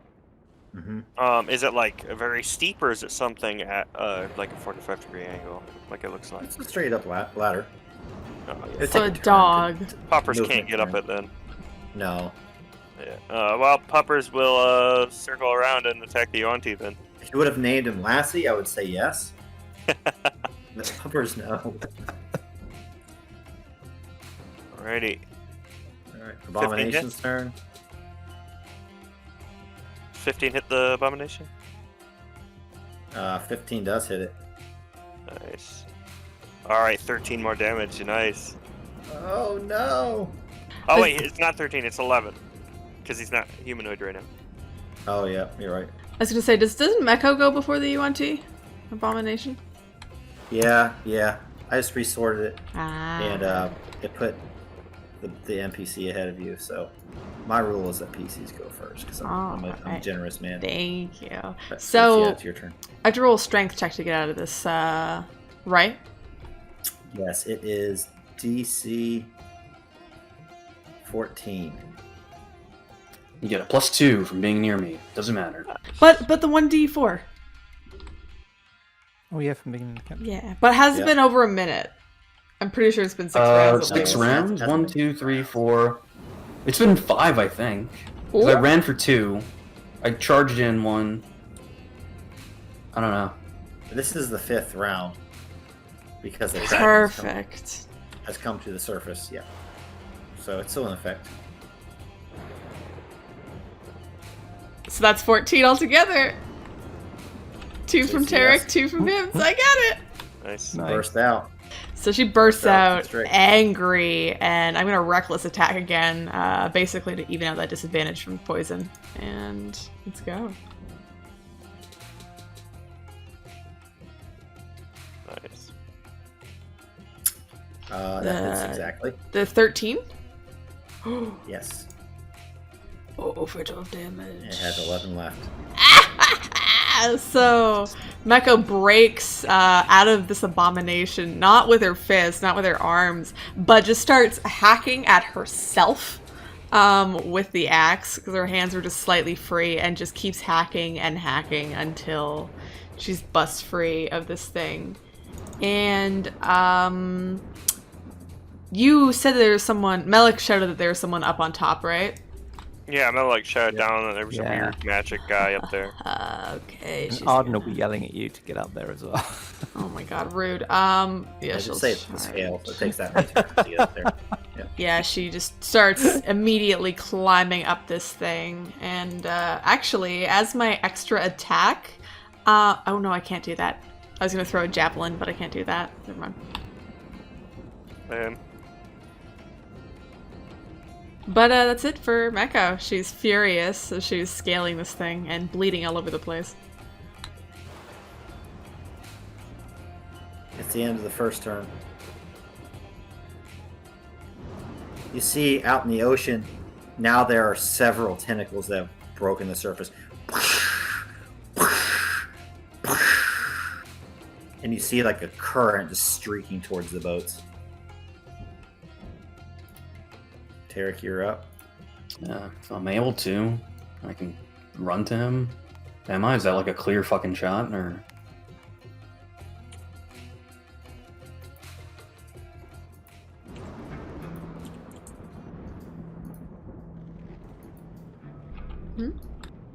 Yes, you can run towards him. That's it for me. I guess. Yeah. I got Oh nothing. no, you can't sprint up the ladder.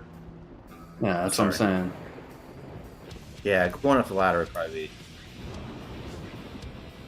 double. You probably get to the top of where Mekko is.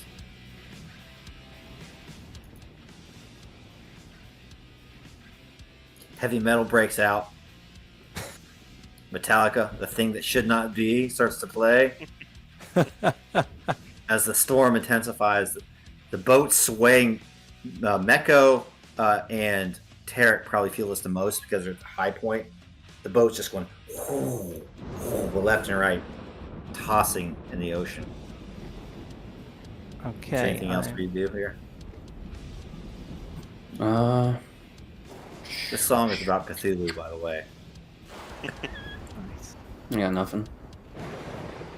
And it's a cover, so it won't get scraped by Tet, please.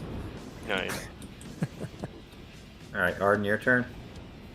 Okay, I'm going to cast Scorching Ray at the. No, actually, we need. No, I'm going to cast Scorching Ray at him. Okay, so there's going to be 3 attacks. Oh, okay, only 1 hit. Oh my god. Fire damage. Oh man, that's rough. Getting tired now. Cast 6 a lot of damage. spells. Yep.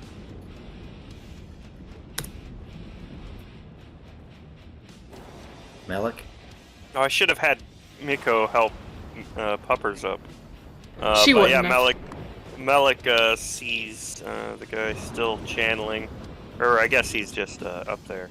But one way or another, Melich fires his shot, hoping to get him finally. For another 8 damage.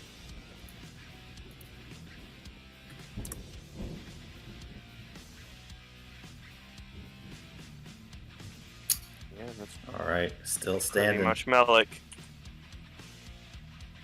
Mekko. Alright, there you get to him. You guys are at the top. Yeah! Alright, she just busts over, sprinting and reckless attack to even out. Actually, why don't you make me athletics to Oh, see if you sure. fall. It's not that hard though, it's 10. Just fucking go careening off. Woo! There you She go. Because the thing's like going to the side and side. She uses that, I guess, as it's going from one side and it's slowly going to the other. She jumps with the axe in 2 hands again, using that momentum just to jump on Beowulf. him.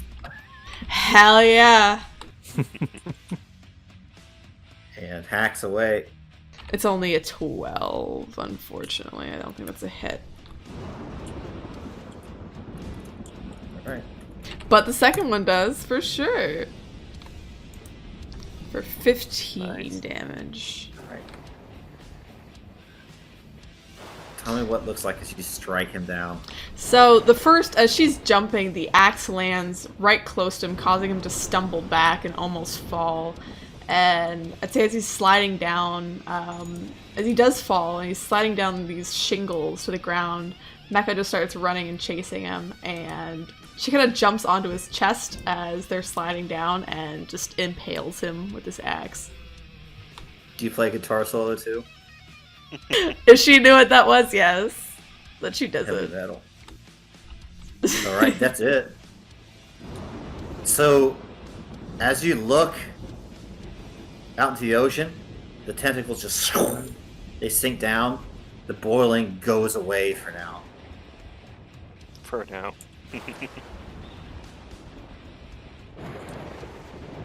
Yeah, I mean, still storming and stuff like that.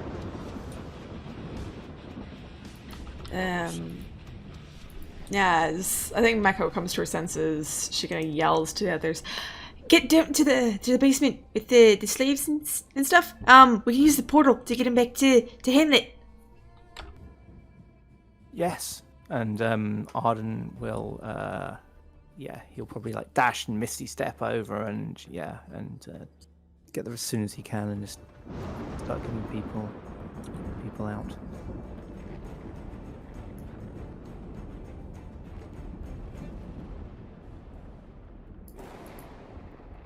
Let's move you guys over here.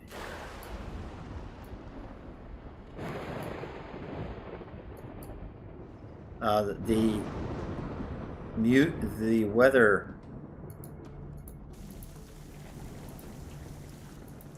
changes from a thunderstorm just to a heavy rain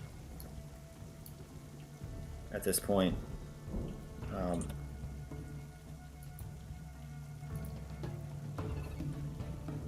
As you go down below, there are many slaves, probably 5 dozen slaves. Each of them are wearing plain red tunics in the custom of the Senn Ji monks. Thank you for saving us. It's been many days since we had fresh air. And they kind of rush up to the top of the ship. Would that I remember fresh rain on my brow again. A taste of freedom.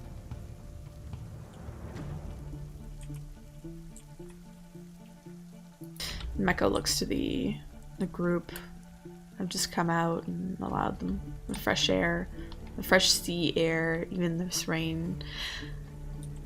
Yeah, really happy that we could help you, everything, but we should really go quickly. There might be a kraken or something right there, Arden.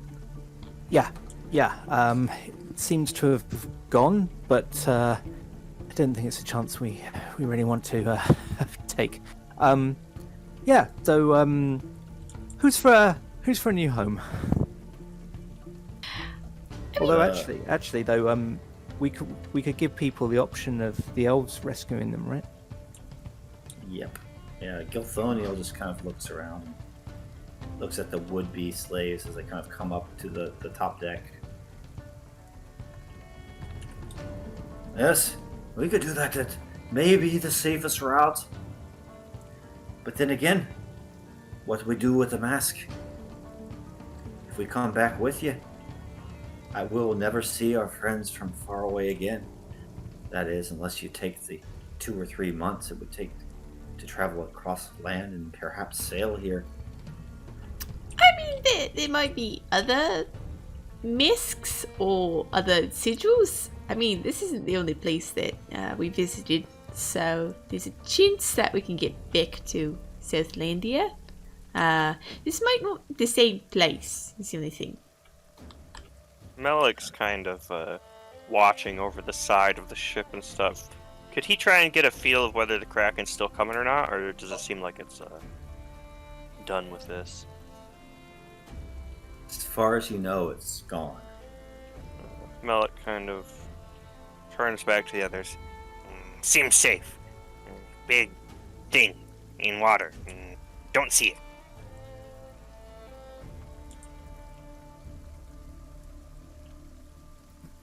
We do not have enough housing for all these elves. Melich gives a bit of a dirty look. Mean one not decide. Mean one hate everything. Stop calling him mean, he's just gonna be grumpy then. But, what were we saying, Arden? I was going to say the same as you. I understand why you feel that way, Melich, but Terric is a man of honor and virtue. He can be harsh, but he will not lightly abandon people to any kind of bad situation. Right, Terric? I'm merely considering what would happen. If they have safe voyage back to their own homes, then that should be for the best. Yeah, idea, maybe. What we could do is load quickly the former slaves on the ship, right? And then if the Kraken comes back, we can make a portal and we can go home. But this is like,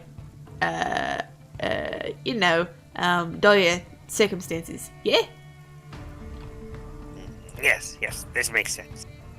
Does. I know. I have good ideas from time to time. And Gilthoniel kind of gives you all a very deep bow. Now, if I had my druthers, I'd return home to Southlandia. I'm sure these men and women would like to return to the monastery in Senn Ji, but you've offered us so much help. You certainly must be wise and powerful. I'll do what you decide. Right, how about this? This way is since we just need the symbol, right? If you guys give me the symbol to write down, then if the rest of you want to go home, it's fine. I'll stay and I'll make sure everyone gets back to where they're supposed to go. I'll just come back when it's time. Right? And Melich pulls out a little piece of wood he's carved the symbols into. Melich, stay too. Help pretty elf people. You need a Very net. generous. Sorry, go ahead. Oh, she just looking down at Malik. You need a net, I think. Maybe.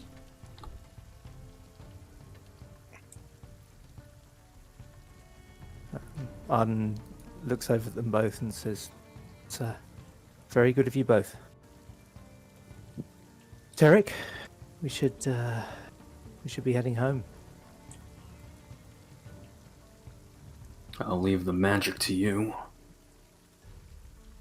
Very well. And so what we have to do is just concentrate on the symbol, right? Yeah, Bozurg does that, and that very familiar by now portal opens up, and both of you step through.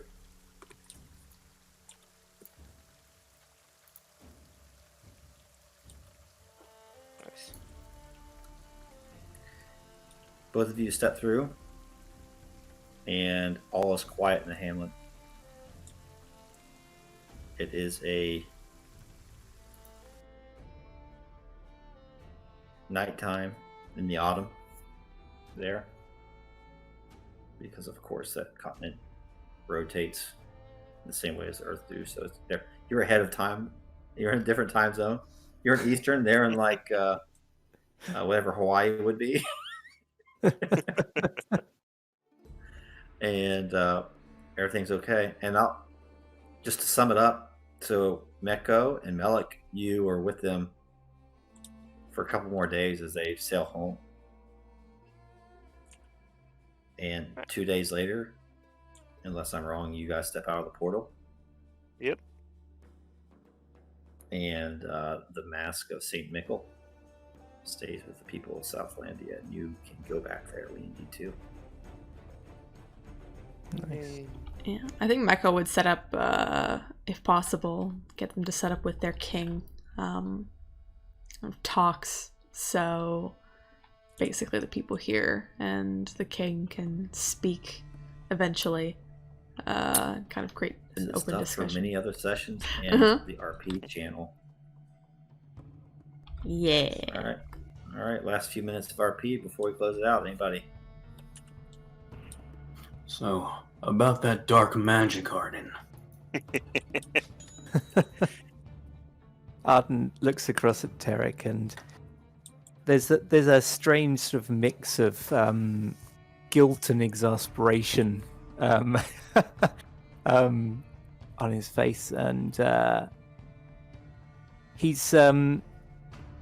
kind of views Terric and Jaxis as it's almost like they're the angel and the demon on his shoulders, and he says to Terric, "Yes, that was an unwanted gift from Jaxis's friend, I suppose you'd say. It's, I don't know whether I'd call it dark magic exactly. It's strange magic, certainly. There's no feel of evil about it, really, but it's very alien." Friends like that will lead you astray from the true path. Remember this. I cannot make your choices for you. Absolutely.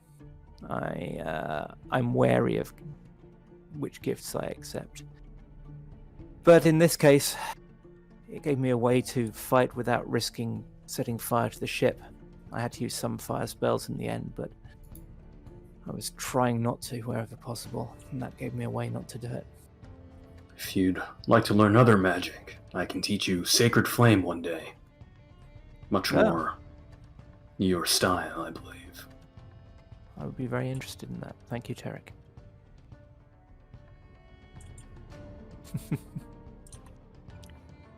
And he says, and then he sort of pauses for a second and says, "Are you all right, Terric? I know that creature did something to your mind. It looked like it took you to a very dark place. I've never seen you run like that before from danger. It must have shown you something terrible indeed." It was simply magic, nothing else. Arden looks like he's going to say something because he has some understanding that magic would actually... It would affect you, but it would also show you something. But he looks, he looks at what he can see of Terric's face through the helm, and catching one glance of those eyes, he decides not to push it. He says, "Very well. And Terric, I won't tell Jaxus." Do as you wish. You buy into Heidi's stories too much, I believe. I am not the pinnacle of virtue. I am just a man, a servant of our god. And you are a good man, Terric. I just think Jaxus might make her life hell over this one. Undeservedly so.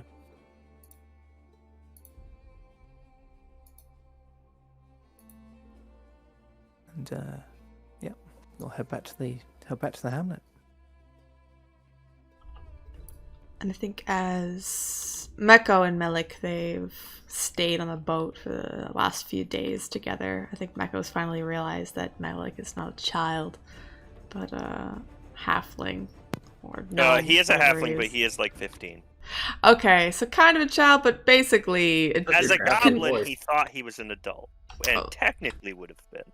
Yeah, for her, I think what she would have done is, just with everything that happened in the battle, she would give him kind of an honorary Goliath, quote-unquote, blooding ceremony to kind of commemorate what she sees as a transformation and just his fight. And for her now, considering him to be an adult, and does give him what she considers to be his first drink, taking it off of the top shelf and handing it to him. He's overjoyed with the whole thing. This is literally, aside from his master teaching him, the first time he's ever had proper acceptance, in almost a ritual sense. Literally, he's just taken aback as you perform this ceremony for him. By the time it's done, he's nearly in tears as he kind of clambers up your leg and then your arm onto your shoulder and hugs your head, because he's nearly that size, and kind of hugs you. And when you give him the drink, he's kind of sitting up there on your shoulder, and he takes it back and smiles and passes it towards you to take a swig, and seems entirely overjoyed with the situation. And she's fine with she's kind of used to people using her as a seat, especially her shoulders. And she kind of is happy that Melich's happy, not fully understanding why he's so emotional, but she's like, yeah, I got a bit emotional myself at the blood ceremony. Don't remember exactly all the details back then, but it was emotional. I mean, I think I stabbed someone. It was my brother. But other than that, glad you're an adult now, or at least to me. If yes, anyone, Relic, big man. yes. If anyone asks, and has problems, just tell them to come to me. I'll just deal with them. Yeah. He nods before taking another swig of it. I love fuzzy head drink. You very nice big lady. Yeah, just call me Mekko. I mean, I'm big, but not really big for my species. I think I'm like the second shortest in my family. Big Mekko. Yes. Yeah, kind of almost it kind of bounces on your shoulder a little bit as he kind of sips away, kicking his legs, as if sitting over a ledge, and seems to very much enjoy himself. Puppers as well, as they're kind of licking your hand and stuff every time it's idle. He seems very contented around you now. I think Mekko would just spend the next few days kind of conversing with the elves and working things out, and also just working on a building friendship with Melich and Puppers in general. Yeah.